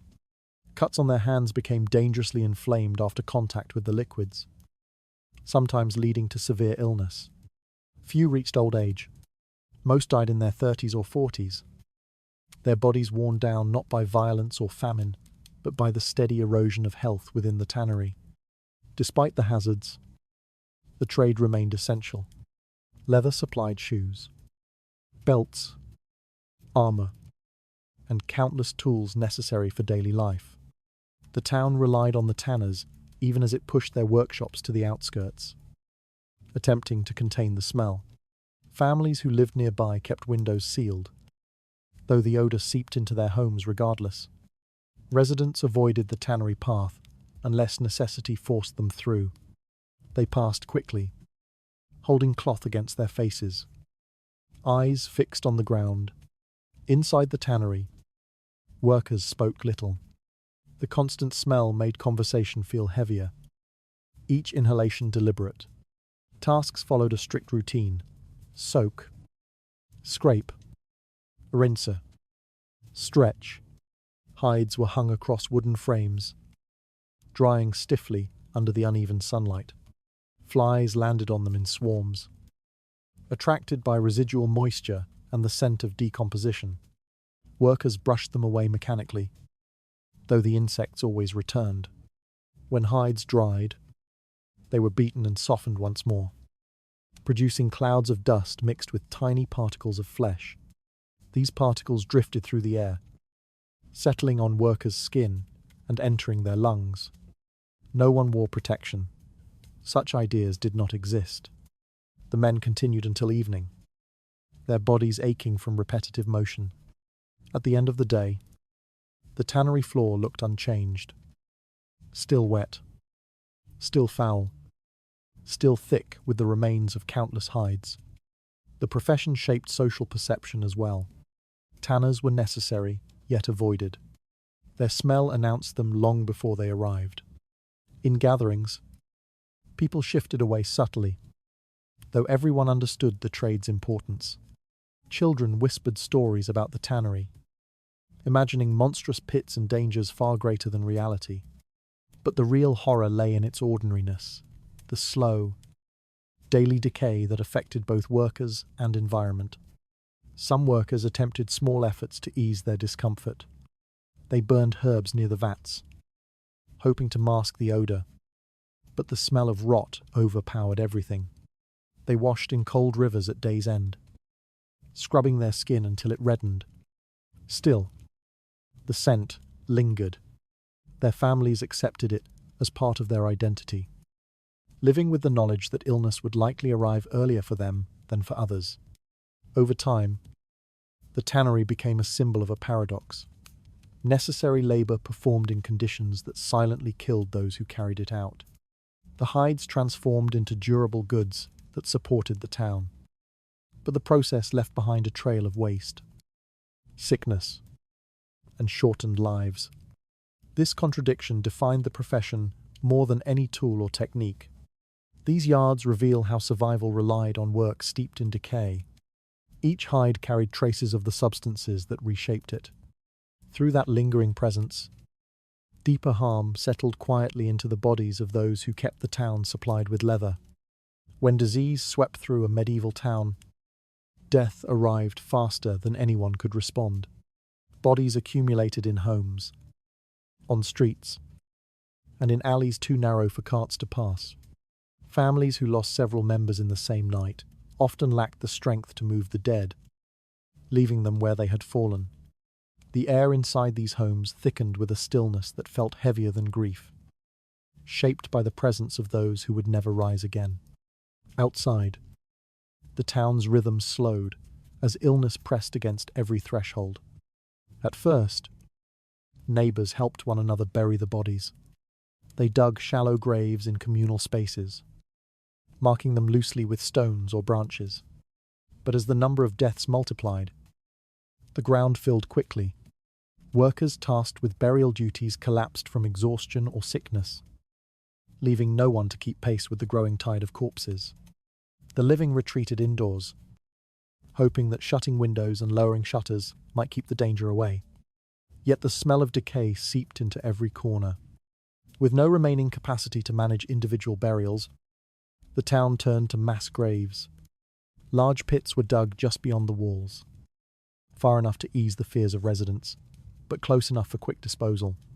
Bodies were carried out on carts stacked higher each day, covered only loosely with cloth.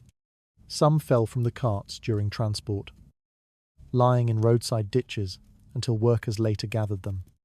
The ground around these pits darkened from the weight of repeated use, forming a scar that deepened with each passing hour. In the worst moments, the dead were not buried at all. Families, overwhelmed by sickness, dragged bodies to the edge of the town and left them beside the walls. The walls themselves became borders not only between safety and threat, but between the living and the dead, crows gathered there in flocks, moving from one body to another with unsettling calm. Dogs, desperate for food, approached cautiously before returning later in packs. No one dared chase them away. The fear of the disease was stronger than the instinct to protect the dead. The smell stretched across the entire settlement. It settled low in the air, clinging to clothing and hair, making breathing feel deliberate and heavy. People walking through the streets moved with cloth pressed over their faces. Though the gesture offered little relief, the odour seeped from homes where bodies waited to be removed, from piles of clothing soaked with illness, from the mass graves beyond the walls. It lingered through the night, forcing residents awake even when exhaustion pulled at their limbs. Silence grew in places where children once played. Markets emptied, not from lack of need, but from the fear that contact with others brought danger. Doors remained shut, and many homes displayed no movement for days. When survivors finally emerged, they walked past bodies wrapped in blankets or lying uncovered against stone walls. They did not stop. They could not. Their focus narrowed to survival, pushing grief aside until the danger passed if it ever did. Inside the mass graves, layers of bodies shifted naturally as decomposition progressed. Workers who approached the pits to add more bodies heard the faint, unsettling sounds produced by this slow movement. They worked quickly, refusing to look too closely at the faces that stared upward. Some covered the pits with thin layers of soil at day's end, though these coverings never lasted long. Rain loosened the earth, animals dug through it, and the smell rose again in waves. Decomposition influenced the landscape itself. Soil near the pits became soft and waterlogged, absorbing fluids that sank deeper with each rainfall. This contaminated ground spread illness further. Though residents did not understand the connection, they only knew that the areas around the graves felt wrong, as if the earth itself carried the memory of what had been buried within it. Few people walked there unless forced by duty or desperation. The emotional weight of the crisis shaped how people perceived time. Days blended into one another with little sense of progression. Every morning began with the expectation of discovering more bodies. Every evening ended with the knowledge that tomorrow would be the same. The dead outnumbered the living in certain neighborhoods, creating an atmosphere so heavy that even the strongest residents felt weakened. Death no longer shocked, it simply continued. Fear overshadowed mourning. Families unable to bury their loved ones did not perform the rituals they once considered essential. Instead, they whispered final words from a distance or left tokens beside bodies they dared not touch.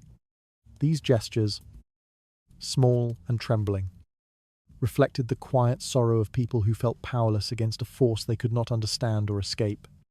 In time, when the wave of illness receded, survivors stepped out to confront a town transformed by absence. Empty homes stood silent. Abandoned belongings gathered dust. The mass graves remained visible, scars that no one discussed openly. Those who lived through the crisis carried its memory in their bodies and in the way they hesitated before opening doors or approaching strangers. Decay had reshaped their understanding of safety. The threat had risen not from distant forests or unknown places, but from within the homes, streets, and air they had trusted. The sight of unburied bodies changed their view of the town permanently. These losses reveal how death overtook the town faster than anyone could resist. Each body carried a reminder of how fragile life had become. In the wake of that collapse, deeper fear settled into the places people once believed would protect them. Fear shaped medieval towns as deeply as disease itself. When bodies accumulated and illness moved from home to home without pause, people searched for explanations beyond anything they could see. Many believed the suffering came from divine punishment, a response to sins they could not identify or prevent. This belief grew stronger as the death count rose. Residents whispered prayers in dark rooms, convinced that unseen judgment had fallen upon them. Their fear turned inward, settling into their understanding of life and their expectations of survival. Hygiene, as a concept, had no place in their worldview. The idea that waste, contaminated water, and stagnant air could spread illness felt implausible. People had lived in such conditions for generations. It did not occur to them that the familiar environment could betray them. Instead, they trusted explanations rooted in faith and tradition. Illness arrived not from poor sanitation, but from moral weakness. Foul air carried by spirits, or the mysterious alignment of celestial forces. These beliefs brought comfort even when they offered no protection. Doctors of the time lacked the tools and knowledge to challenge these interpretations. Their treatments relied on balancing humours, bleeding patients, or offering herbal mixtures whose effects were unpredictable. When these remedies failed, the outcome reinforced the belief that illness came from a higher power rather than earthly causes. People accepted that survival depended more on prayer than on intervention. They waited for the crisis to pass, enduring suffering with a quiet resignation that deepened with each new death. Fear transformed social behaviour. Households avoided one another, closing doors at the slightest hint of sickness. Friends refused to comfort grieving families, worried that sorrow carried contagion. Clergy moved cautiously, performing last rites from a distance, or leaving instructions at doorsteps rather than entering homes. Markets, once crowded with voices and trade, became sparse. Each interaction felt dangerous, as if every spoken word might carry illness. The town's rhythm slowed into a tense stillness. Those who fell ill were often left alone. Family members kept their distance, offering food or water by placing it at the edge of the room. The sick whispered prayers between laboured breaths, convinced that their fate had already been decided. Some believed confession could save them. Though priests approached with fear, the isolation felt heavy, shaping a kind of silence that hovered over the town day and night. Even the healthy moved as though carrying weight. Rumours spread as quickly as disease. Some claimed the water had been cursed. Others insisted strangers brought illness, pointing toward travellers who arrived shortly before outbreaks. People looked for signs in the sky, unusual clouds, bright stars, or red sunsets. These observations strengthened their belief that the crisis originated beyond human control. Responsibility dissolved into the abstract, replaced by a collective sense of helplessness that left no room for rational solutions. As the death toll grew, confidence in daily routines collapsed. Tasks once performed without thought, drawing water, preparing meals, and cleaning homes, became reminders of how fragile life had become. Each cough triggered anxiety. Each fever sparked dread. Families hesitated before lighting their hearths, worried the smoke signaled death to their neighbours. Even children, who usually adapted quickly to hardship, sensed the change. Their voices quieted, their play diminished, and their questions received no answers. Without understanding the mechanisms of disease, residents interpreted every symptom through spiritual or emotional lenses. A sudden chill meant divine displeasure. A rash indicated punishment for hidden wrongdoing. People repented for acts they could not name, hoping to lift a burden they could not identify. This internal struggle shaped their perception of illness more profoundly than the physical symptoms themselves. The mind suffered alongside the body, blurring the line between fear and faith. Communal rituals shifted dramatically. Festivals were cancelled, religious gatherings reduced, and weddings postponed. Bells that once marked celebrations instead tolled for the dead. Public grief took the form of long silences rather than open mourning. Families avoided funerals unless necessary, uncomfortable with sharing space even in sorrow. The town moved quietly, as though sound itself might provoke further suffering. As time passed, people learned to expect loss. They no longer hoped for protection, believing instead that survival depended on fate. This resignation became a form of emotional decay. Confidence eroded. Trust diminished. Even the strongest felt the weight of uncertainty pressing against their days. Homes that once offered warmth now felt like traps. Streets that once carried trade now carried dread. Life became a sequence of hesitant steps, each taken with the awareness that danger hid within the familiar. The belief that disease represented punishment deepened divisions within the population. Some blamed specific families or individuals, convinced their sins had brought illness upon the town. Others blamed themselves, interpreting personal misfortune as evidence of moral failure. The tension grew quietly, shaping interactions and isolating those already vulnerable. In such an atmosphere, hope became difficult to sustain. This erosion of trust, more than the illness itself, reshaped the town. People withdrew emotionally long before they withdrew physically. Their fear muted compassion, muffled curiosity, and narrowed their world to the space within their own walls. What they did not realize was that the very conditions causing sickness, poor sanitation, polluted water, stagnant air, continued to worsen as their understanding collapsed. By surrendering to fear, they allowed the environment to decay further. These beliefs reveal how fear hollowed the town from within. Each unanswered question deepened the sense of helplessness. From that quiet decline, darker consequences drifted toward the spaces where hope once struggled to survive. Workers who handled the filth of medieval towns moved through daily life with a silence that matched the tasks assigned to them. They cleaned what others wished to ignore. Piles of human waste left in alleys. Animal remains scattered after slaughter. And the refuse that gathered in corners where no sunlight reached. Their roles were essential.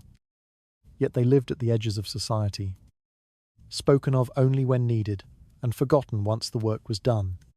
People recognized their value, but used that recognition to distance themselves further, creating a boundary that never softened.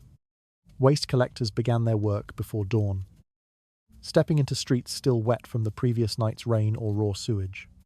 They lifted buckets filled with human waste, their arms steady from repetition. The smell rose sharply each time a bucket tilted, settling into their clothes and skin long before the sun appeared. Once their tasks ended, they returned to homes situated far from crowded markets or main roads. These neighborhoods grew quieter each year, shaped by poverty and the isolation forced upon them. Those responsible for handling bodies faced even harsher conditions. During outbreaks, they moved quickly from one home to another, removing corpses that families feared to touch. They wrapped the dead in coarse cloth, lifted them onto handcarts, and carried them beyond the town's walls. When illness spread rapidly, the pace became relentless. Their work continued long after others closed their doors in fear. The bodies they transported remained unclaimed in many cases, with no prayers spoken and no families waiting beside the graves. The workers themselves rarely received thanks. Their presence reminded the living of a reality no one wished to acknowledge. Tanners occupied another position within this group. Their days unfolded within a haze of fumes. Scraping hides softened in mixtures few others could endure. Their clothes absorbed the smell of rot until it became permanent.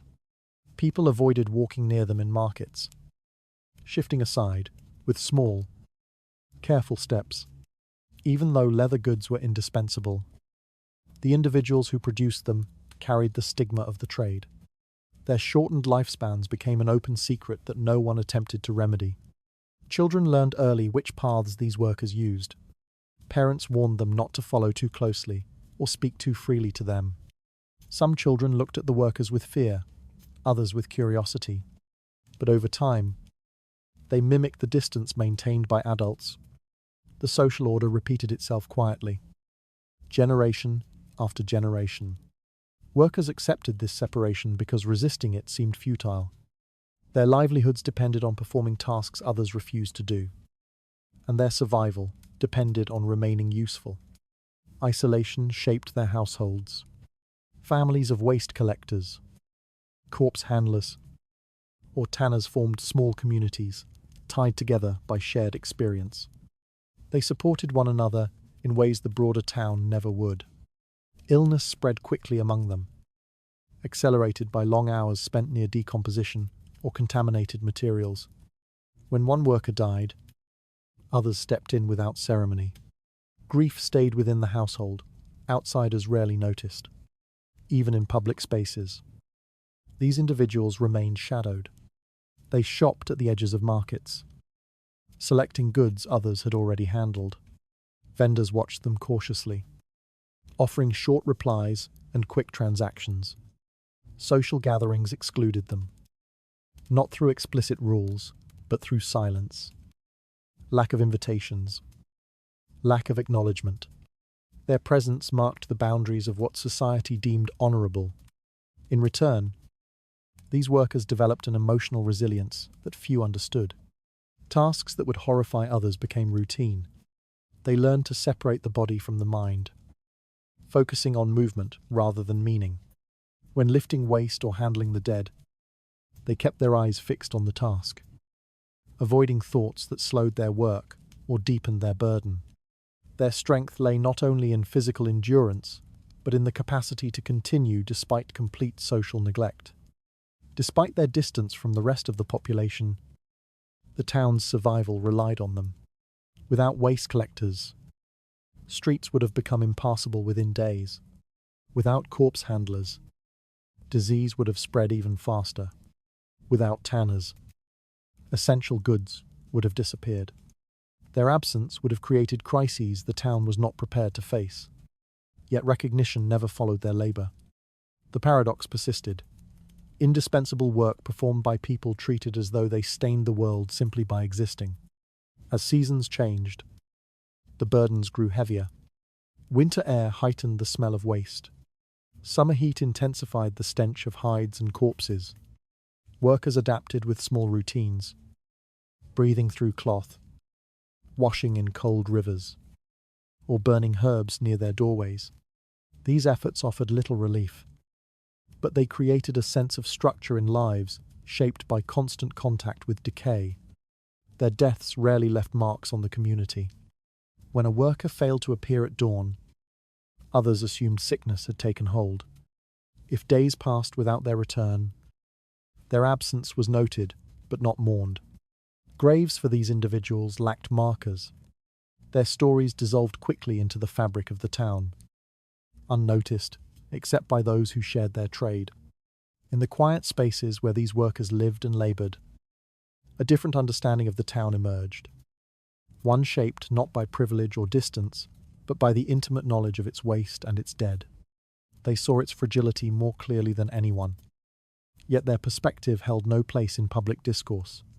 People preferred not to hear the truth delivered by the hands that carried filth. These lives reveal how essential labor slipped beneath public notice. Each task held a weight others refused to bear.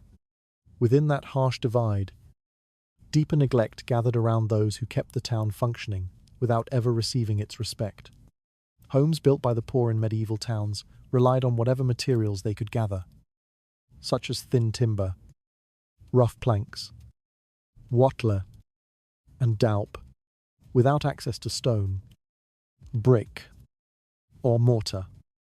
These structures stood lightly on the earth, their walls shifting with wind and time.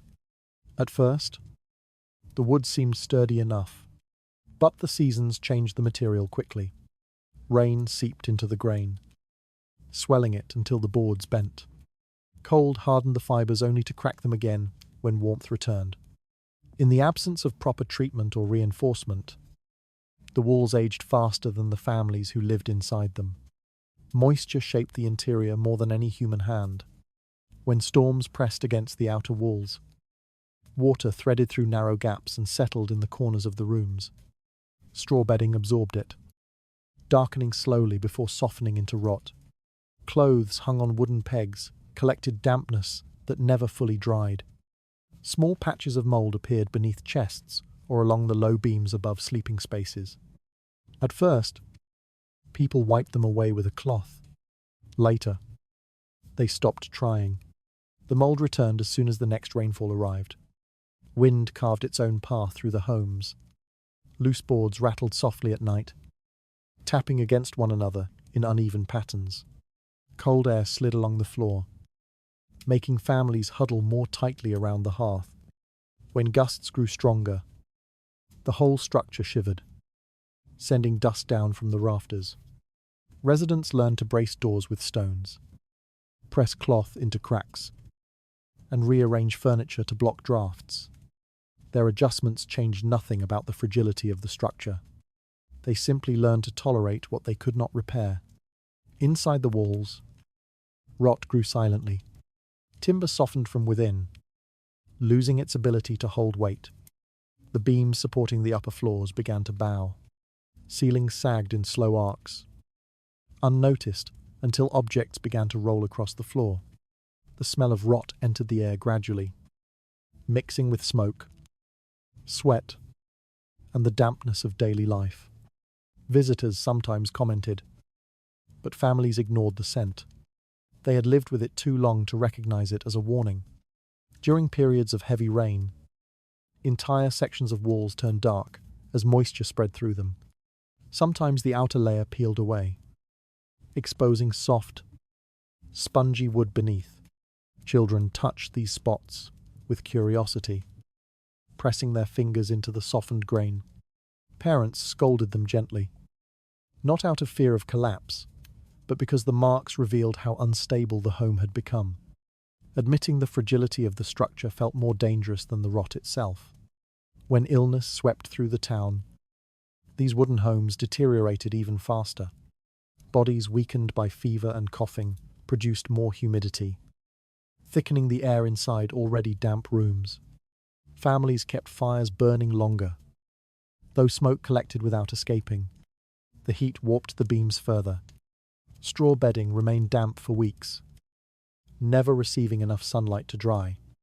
Every action taken for comfort accelerated the decline of the house. Some homes collapsed outright. A wall fell inward during a storm, or a roof caved under the soaked thatch. Neighbors gathered briefly to help salvage belongings, but repair was rarely possible. Most families simply relocated to the homes of relatives, squeezing into already crowded spaces. The ruins were left to rot in the open, becoming dark cavities where stray animals slept.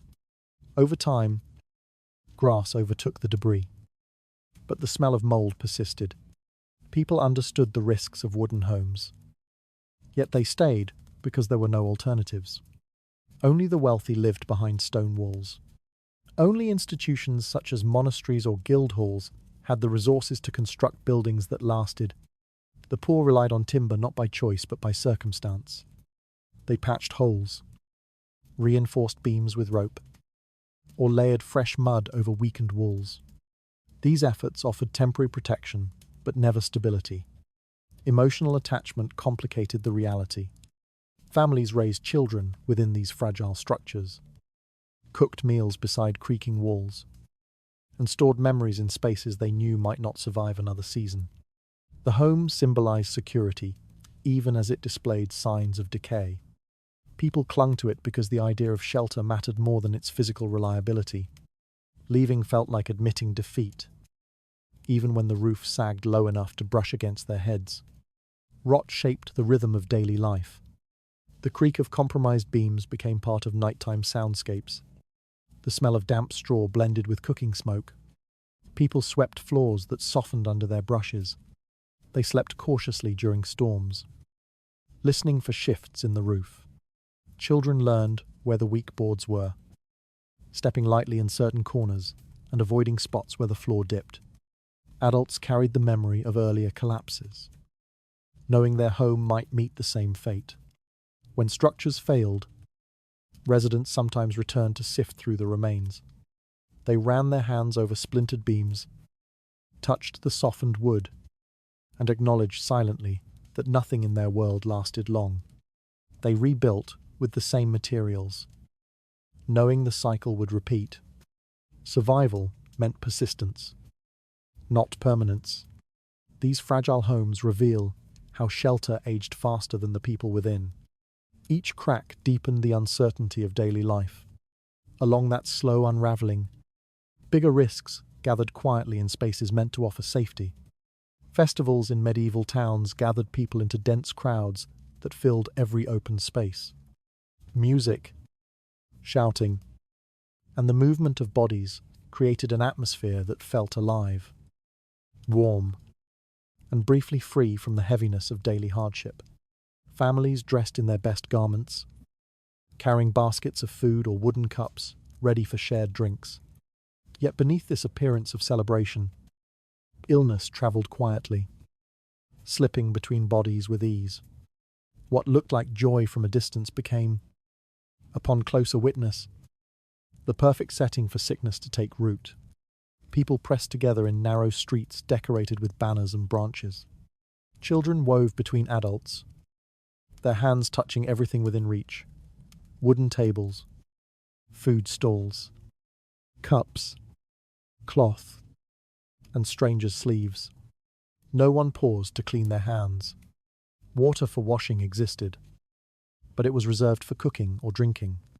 Soap was scarce, expensive, and rarely used for anything beyond limited household tasks. The idea of washing before eating or touching shared objects felt unnecessary. Even strange. Communal drinking vessels passed constantly from one person to another. Festival wine or ale was poured into large jugs kept at the centre of tables, and each participant lifted the same cup to their lips.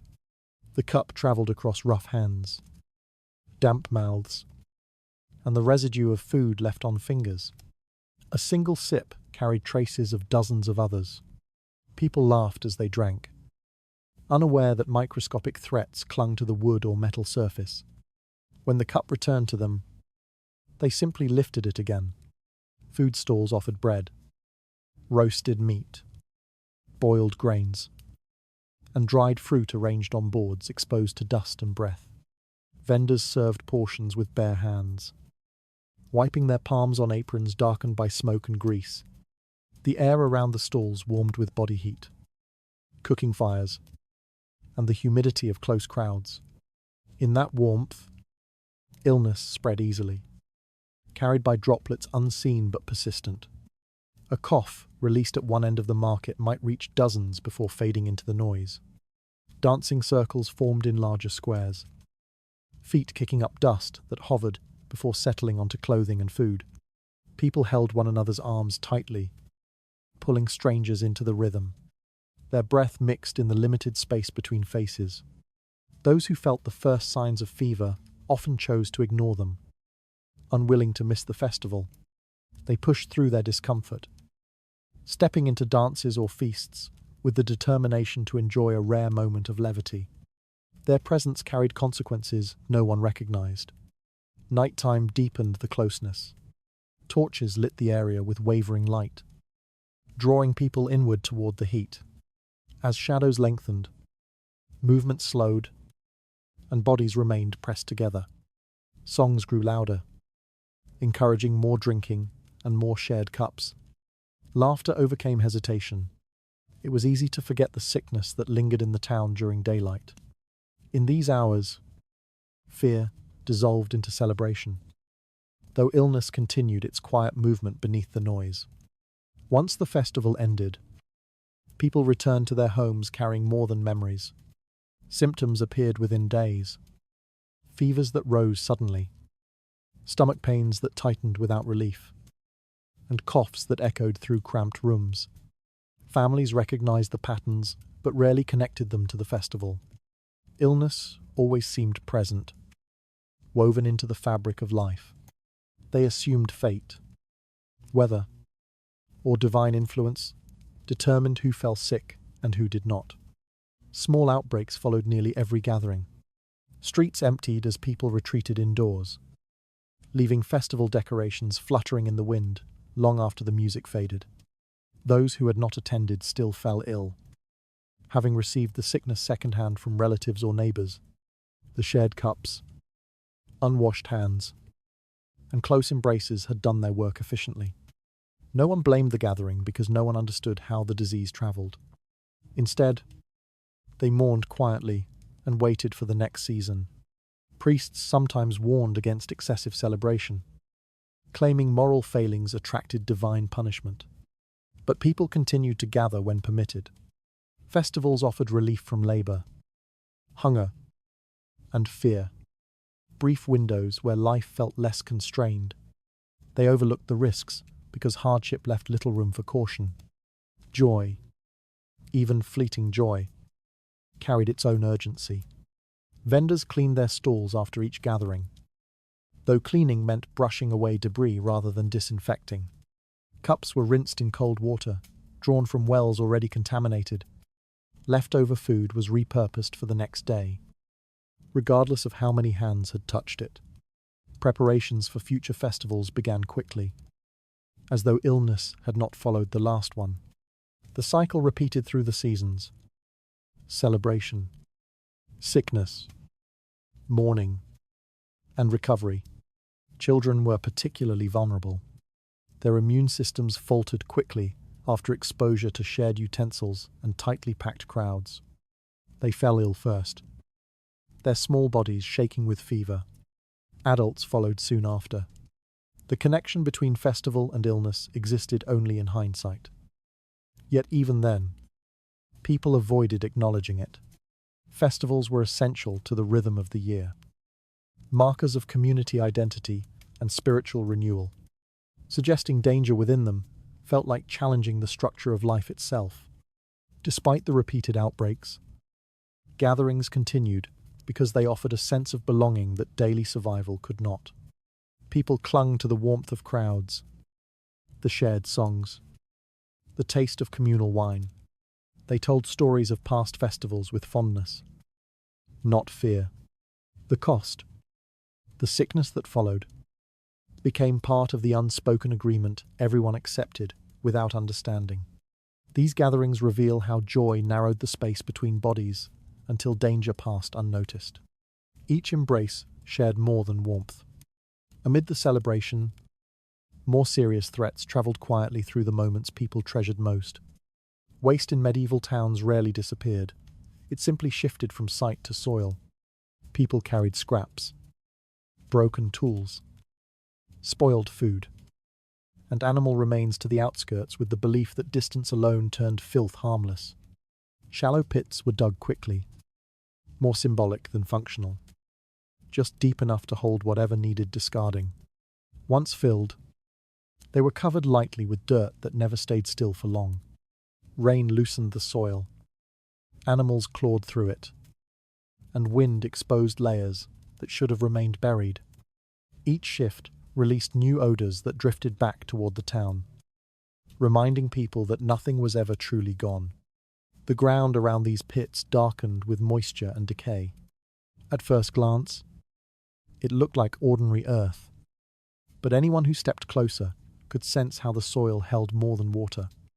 Waste seeped downward, mixing with mud, roots, and every living thing beneath the surface.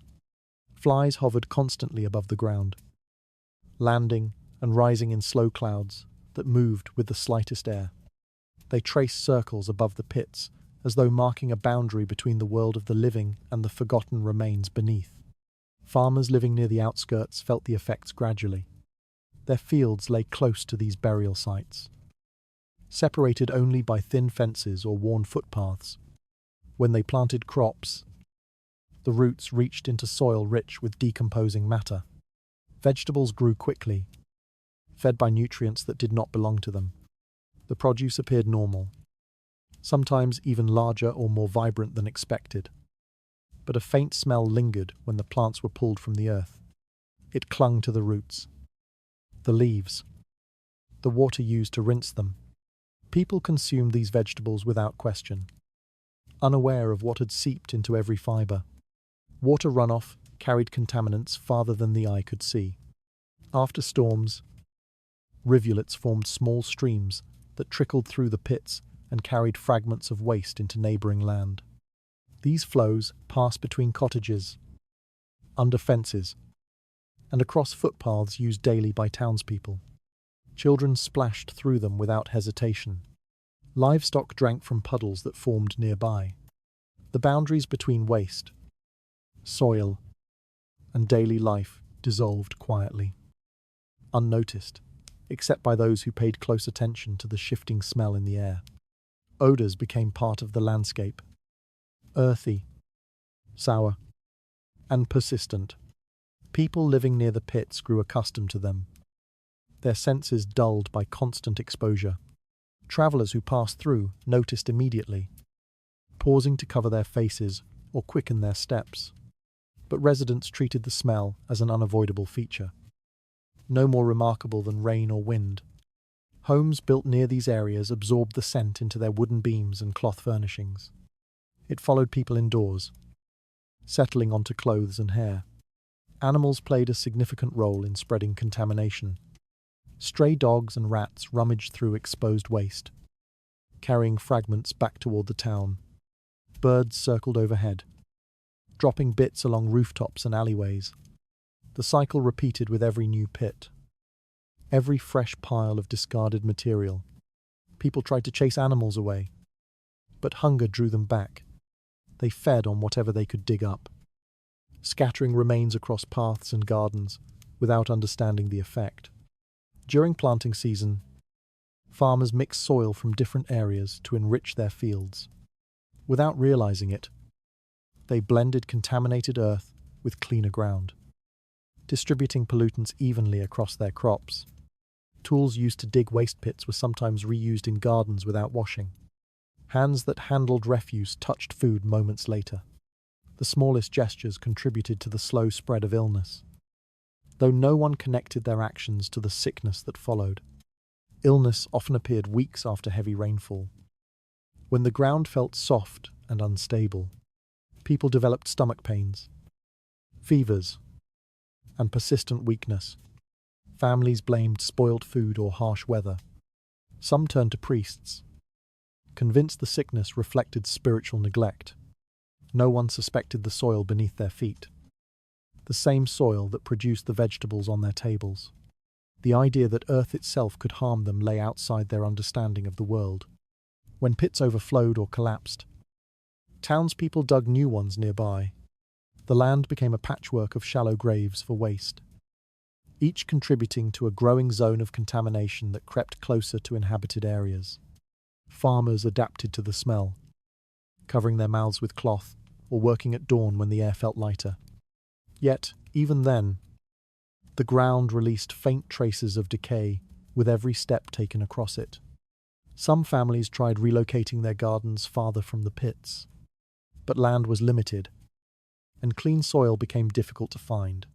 Even when vegetables tasted slightly bitter or carried an unfamiliar aftertaste, people continued to eat them. Hunger had little patience for caution. Food was food, regardless of its origins. The contamination spread into diets gradually, unnoticed until illness erupted across multiple households at once. Despite the toll, people returned to the pits day after day, carrying waste that had nowhere else to go. Their silence reflected a quiet resignation.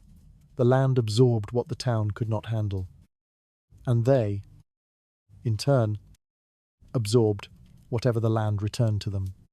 It was a cycle without a clear beginning or end, sustained by necessity rather than choice. These grounds reveal how the earth carried burdens people refused to see. Each crop held traces of what should never have touched it. Within that fragile harvest, bigger risks settled into the lives of those who relied on the soil for survival. Some corners of medieval towns existed like places the sun had forgotten. Narrow passages folded between houses built too close together. Wooden beams leaning inward, as though the buildings themselves were collapsing into a shared exhaustion. These alleys were so tight that two people could barely pass each other without turning sideways. Even at midday, the light reached them only as a faint grey haze that clung to the walls without ever warming them. Anyone who stepped inside felt the temperature drop immediately, as if the space rejected the presence of the living. Moisture gathers in these confined spaces no matter the season. Walls remain damp to the touch, darkened by layers of moss and rot. Water dripped slowly from corners where roofs met, falling in steady patterns onto the uneven ground. Each drop left a small mark, absorbed by dirt that never fully dried. The air felt heavy, thick enough that breathing became a slow, deliberate act. Smells lingered longer here than elsewhere: decay, mold, waste, and something older that no one could name but everyone recognized. It clung to clothes, hair, and skin, traveling with anyone who stayed too long. These alleys often became the only refuge for families who could not afford homes along wider roads. Their doors opened directly into darkness, offering little separation between living spaces and the elements that seeped in from outside. Inside these cramped dwellings, ceilings sagged with moisture, wooden walls softened over time, bending subtly under their own weight. Floors warped, leaving uneven surfaces that collected puddles after every rain. Cloth hung across windows not to block sunlight, but simply because sunlight never reached them at all. People who lived in these places learned to navigate the dimness by memory rather than sight. Children played in shadows, their outlines barely visible even when standing close. Their laughter sounded muted, swallowed by the surrounding gloom. Adults moved slowly, careful to avoid slipping on damp stones.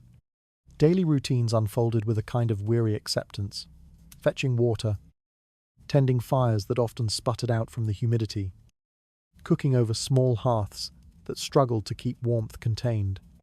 The cold seemed to press inward from every side, filling gaps and settling into bones.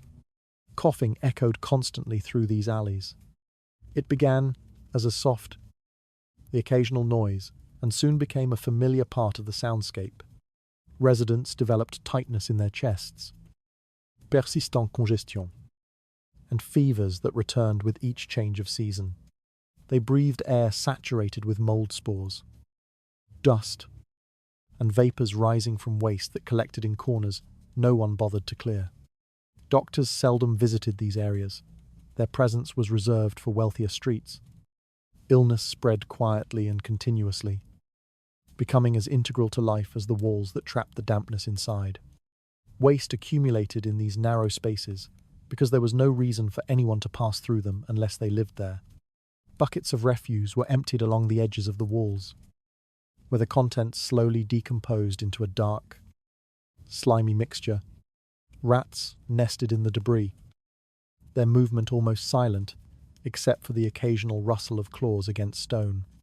The animals thrived in the permanent darkness, carrying fleas and disease from house to house.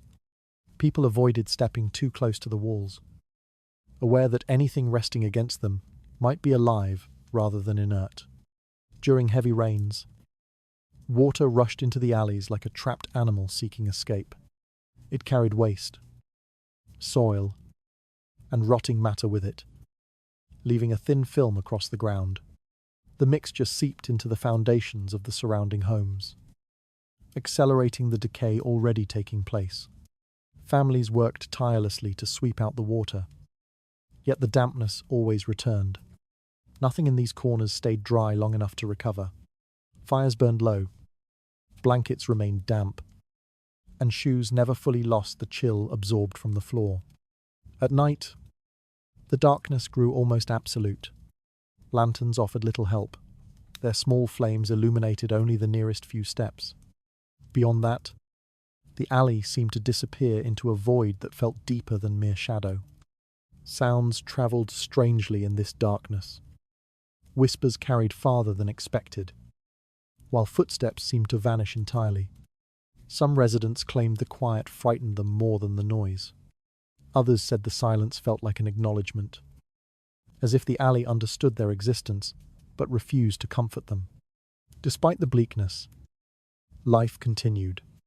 People learned to endure, accepting these conditions as part of their world.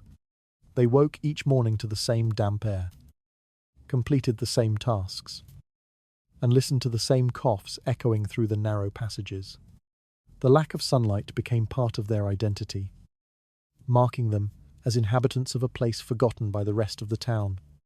Children grew up believing that warmth was something distant, belonging to other families, other streets, other lives. No one chose to live in these corners. Circumstances placed them there. Poverty limited options, and overcrowding pushed the poorest into the shadows, where the town's structure left no room for improvement. When illness claimed another life, neighbors carried the body through the alley with solemn familiarity. The darkness swallowed these losses with ease, leaving behind nothing but the lingering smell of sickness and the quiet knowledge that another space inside a cramped home would soon be filled. Yet even in these forgotten places, people held on to small routines that preserved a sense of humanity. A mother washing a child's face in cold water. An old man is repairing a broken stool despite the damp. A family sharing a bowl of stew that steamed faintly in the air. These modest moments did not brighten the alley, but they added a fragile sense of continuity. A reminder that life persisted even where light refused to enter. These passages reveal how entire lives unfolded inside spaces the sun never touched. Each breath carried the weight of air shaped by decay. Around that darkness, deeper struggles waited quietly for those forced to call it home. Hospitals and monasteries in medieval towns were meant to be places of care, yet the reality surrounding them told a different story. Anyone walking near their outer walls would notice how the smell thickened, how the ground darkened, and how the quiet presence of waste hinted at something more troubling than illness alone. These institutions stood as symbols of compassion, but their influence on the city's decay grew silently with each discarded bundle and each unwashed cloth. What happened inside their walls affected what seeped out of them, forming a quiet chain between mercy and contamination. Outside the hospitals, the first things to catch the eye were the stains. Red, brown, and black patches blended into the mud, left behind by the steady dumping of blood-soaked rags and discarded bandages. Workers, exhausted from tending the sick, emptied buckets without hesitation, letting them spill onto streets already overwhelmed by refuse. The mixture of bodily fluids seeped into the ground, soaking into soil that never had the chance to dry. Anyone passing by felt the air grow warmer and heavier, as though illness itself hovered close to the skin. Bodies were not always handled with care. During severe outbreaks, the number of dead rose faster than attendants could respond. Corpses sometimes lay briefly along the outer road, while workers prepared mass graves. The presence of death became almost casual, a familiar shape wrapped in cloth and left momentarily against a wall before being taken away. Dogs and rats lingered nearby, waiting for a moment of distraction. Some workers shouted to chase them off, but the animals always returned, drawn by the persistent scent that clung to the area. The noise inside the infirmaries often spilled outward, coughing that never stopped. Laboured breaths, the shuffling of feet dragging across floors. These sounds mixed with the wet slap of cloth being rinsed in buckets that were never fully emptied. Water used for washing wounds grew cloudy, then dark, before being tossed outside. Each splash added another layer to the ground, and the smell that rose afterward clung to clothes long after someone left the area. For many, even passing by these buildings meant carrying the odour home. Monasteries, though quieter, contributed in their own way. Behind their walls, waste accumulated slowly. Food scraps from communal kitchens, remnants of herbs used for healing, materials soaked in bodily fluids, and even the occasional small animal carcass were hidden in pits or tucked against stone boundaries. The intention was to keep refuse out of sight, but the effect was the opposite. Rot spread through the cracks, and insects followed. The soft buzzing of flies marked places no one approached willingly, even if the monks moved past without comment. The contradiction was unsettling. Monks prayed for the sick by morning, then disposed of contaminated waste by afternoon. Their compassion was sincere, but their methods reflected the limited understanding of hygiene at the time. They believed that isolation, silence, and prayer could protect their community from disease. Yet they unknowingly helped the same disease find new paths through the town. Behind their solemn routines, a different kind of danger settled into the soil and air. Children sometimes wandered near these buildings, drawn by curiosity rather than understanding. They stepped over discarded cloth, poked at wooden basins, or watched attendants carry out buckets of unknown mixtures. Their presence added another layer of risk, but no one bothered to chase them away unless they got too close to a corpse. To the children, it was simply another corner of their town, marked by a smell they already recognized and accepted. Their laughter, soft and distracted, echoed strangely against the stone walls, mixing innocence with something far heavier. During harsh seasons, when disease surged, the area around hospitals transformed completely. Workers moved quickly, their bodies tense with exhaustion. Carts carrying the dead arrived one after another, wheels creaking over the uneven ground. Puddles formed under the weight of waste dumped in haste. At times, smoke rose from small fires used to burn contaminated items. But the flames rarely consumed everything. Ash drifted upward, while half-burned scraps lay scattered nearby, continuing to decay in the open air. People avoided walking near these zones unless necessary. Travellers took longer routes, even if it meant crossing muddy fields or winding alleys. The fear of sickness guided their steps. Yet most still did not understand how illness spread. They only knew that the smell of these places felt wrong, that breathing too deeply near the walls brought a tightening sensation in the chest. Over time, stories grew. Whispers that evil spirits hovered near hospitals, or that monasteries guarded cursed ground. These explanations, though incorrect, captured the unease many felt but could not articulate. Despite their flaws, these institutions remained essential. People continued sending their sick to hospitals and seeking blessings from monasteries. The community depended on them, even as their presence contributed to the city's decline. No one questioned the contradiction. It was simply another truth woven into daily life. Help and harm existed side by side, bound together by ignorance and necessity.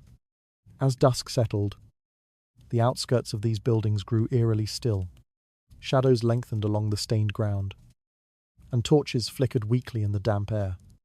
Rats scurried across narrow paths, slipping in and out of cracks. Workers finished their tasks and retreated inside, leaving behind the quiet pulse of decay that never fully stopped. The night air carried the faint scent of rot into the surrounding streets, a reminder of how close the city lived to sickness. These places showed how care and contamination intertwined in plain sight. Each act meant to heal left traces that deepened the city's fragility. In that lingering air, a heavier truth waited for anyone willing to look closely. The air inside medieval cities carried a scent that belonged to no single person, yet clung to everyone. It drifted through narrow streets, settled inside crowded homes, and lingered on fabrics that never dried fully. Anyone living in these towns moved through an atmosphere shaped by bodies that seldom knew true cleanliness. The smell was not a sudden intrusion, but a constant companion, woven into daily life until people no longer distinguished it from the world around them. It became a quiet marker of existence, something shared without hesitation or awareness. Most residents bathed infrequently. Water sources were limited, and the cold months made washing even less appealing. Bodies accumulated layers of sweat mixed with dust from unpaved streets. Clothing, often worn day after day, absorbed these odors until the fabric itself seemed to breathe. Wool, linen, and fur held onto moisture, trapping scents that deepened with time. A person walking by carried the traces of their routine. Labor, smoke, heat, dampness, each forming a subtle record in the air behind them. Hair, rarely washed, thickened with oils and ash from cooking fires. Children played outdoors, returning home with dirt pressed into their scalp. Adults spent hours near open flames, their hair collecting the smell of burning wood and boiling food. In crowded households, these scents mingled freely. The presence of lice added another layer to the reality of daily grooming, or the lack of it. Scratching was common, accepted, and unnoticed. The faint sound of fingers dragging across skin blended with the rise and fall of ordinary conversation. Laundry followed the same pattern. Soap was expensive and used sparingly. Water remained precious. Most clothes were washed only when necessary, and drying them in shaded alleys or smoky homes did little to refresh their scent. Garments stiffened with salt from sweat, mud from the streets, and oils from constant handling. Each fold of fabric carried its own history, clinging stubbornly to the person who wore it. Perfumes existed, but their role was far from what people imagined. Instead of masking odor, sweet fragrances often heightened the contrast. A whiff of floral oil hovering over sweat did not erase the underlying smell. It simply added another note to an already complex air. Wealthier townspeople used herbs, lavender pouches, or scented gloves, believing these protections kept illness away. Instead, they created sharper mixtures, recognizable from several steps away. What began as an attempt at dignity often became a distinctive reminder of the struggle to appear clean. Inside homes, the scent thickened noticeably. Fires smoldered all day, filling rooms with smoke that settled on skin and clothing. Ventilation was minimal, and windows stayed closed against the cold or the stench from the streets. Families slept close together, sharing blankets that rarely saw sunlight. Overnight breath, damp straw from bedding, and the warmth of bodies confined to small spaces created a dense, lingering heaviness. Anyone entering from outside would feel it press against their face before adjusting to it. Yet the residents themselves noticed nothing. Markets amplified this mixture further. Crowds pushed together, their movements stirring the air in restless waves. Sweat gathered beneath layers of clothing, trickling down backs and arms as people lifted baskets, shouted prices, and haggled over food. Each person added their own scent to the mass. The smell of animals, spilled milk, and unwashed hands blended into a thick background that hovered like a fog. People inhaled it without hesitation, accustomed to the shared experience. Travelers arriving from distant regions often reacted strongly to this atmosphere. They paused, squinted, or drew short breaths while adjusting to the density around them. Yet their reactions faded quickly after a few days, proving how adaptable the human senses could be. What felt overwhelming at first soon dissolved into something barely noticeable, simply because there was no alternative. The city offered no moment of relief, no pocket of fresh air. The only choice was acceptance. The scent of illness joined this environment whenever disease spread. Fever sweat, sour breath, and the odor of infected wounds extended the city's already complex air. Households with sick members carried these scents outside as blankets and clothing were aired or shaken.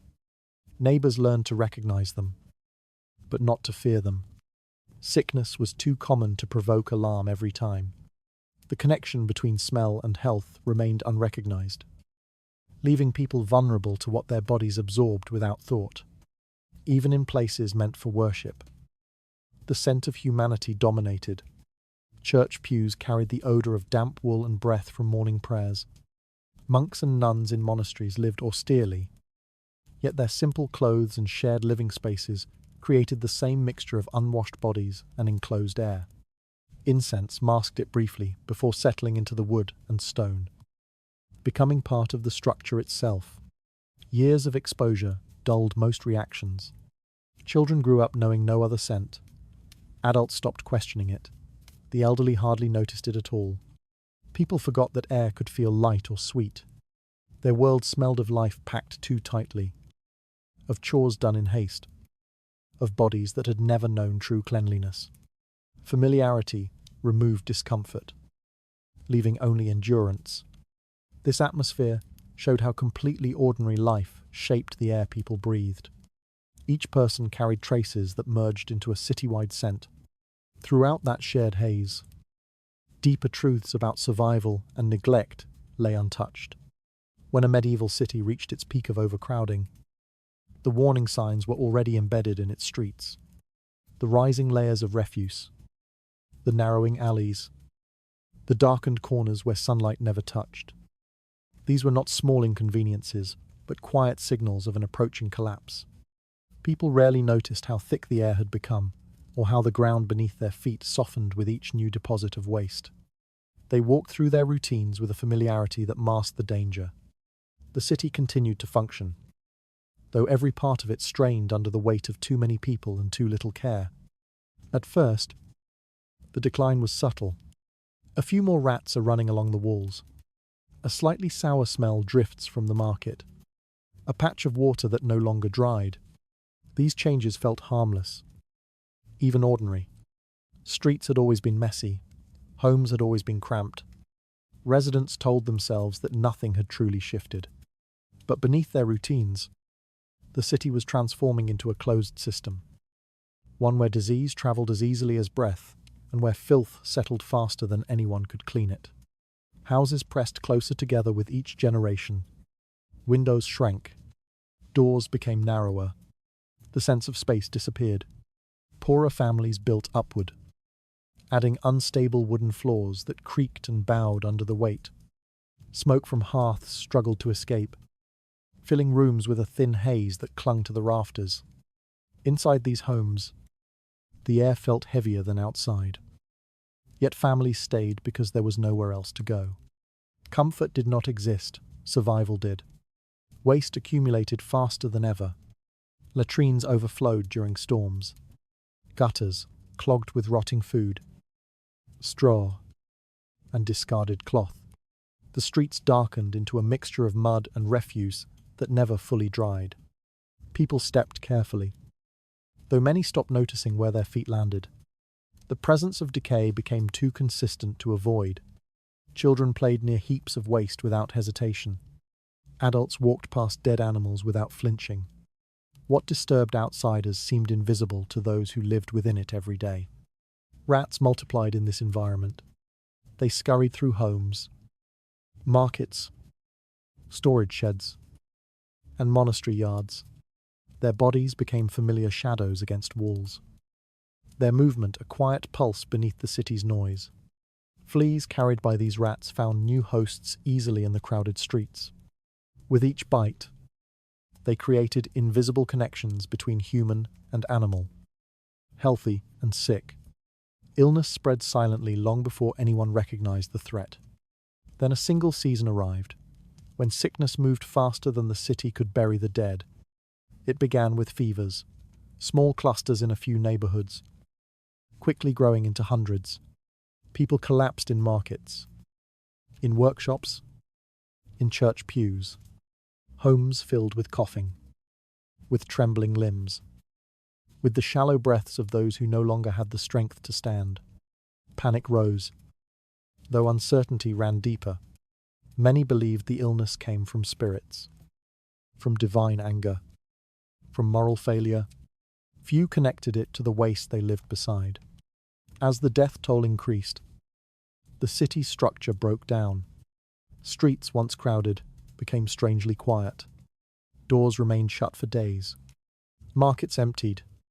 Monks and priests struggled to keep up with the number of bodies brought to the edges of churches and graveyards. Mass graves swallowed entire families.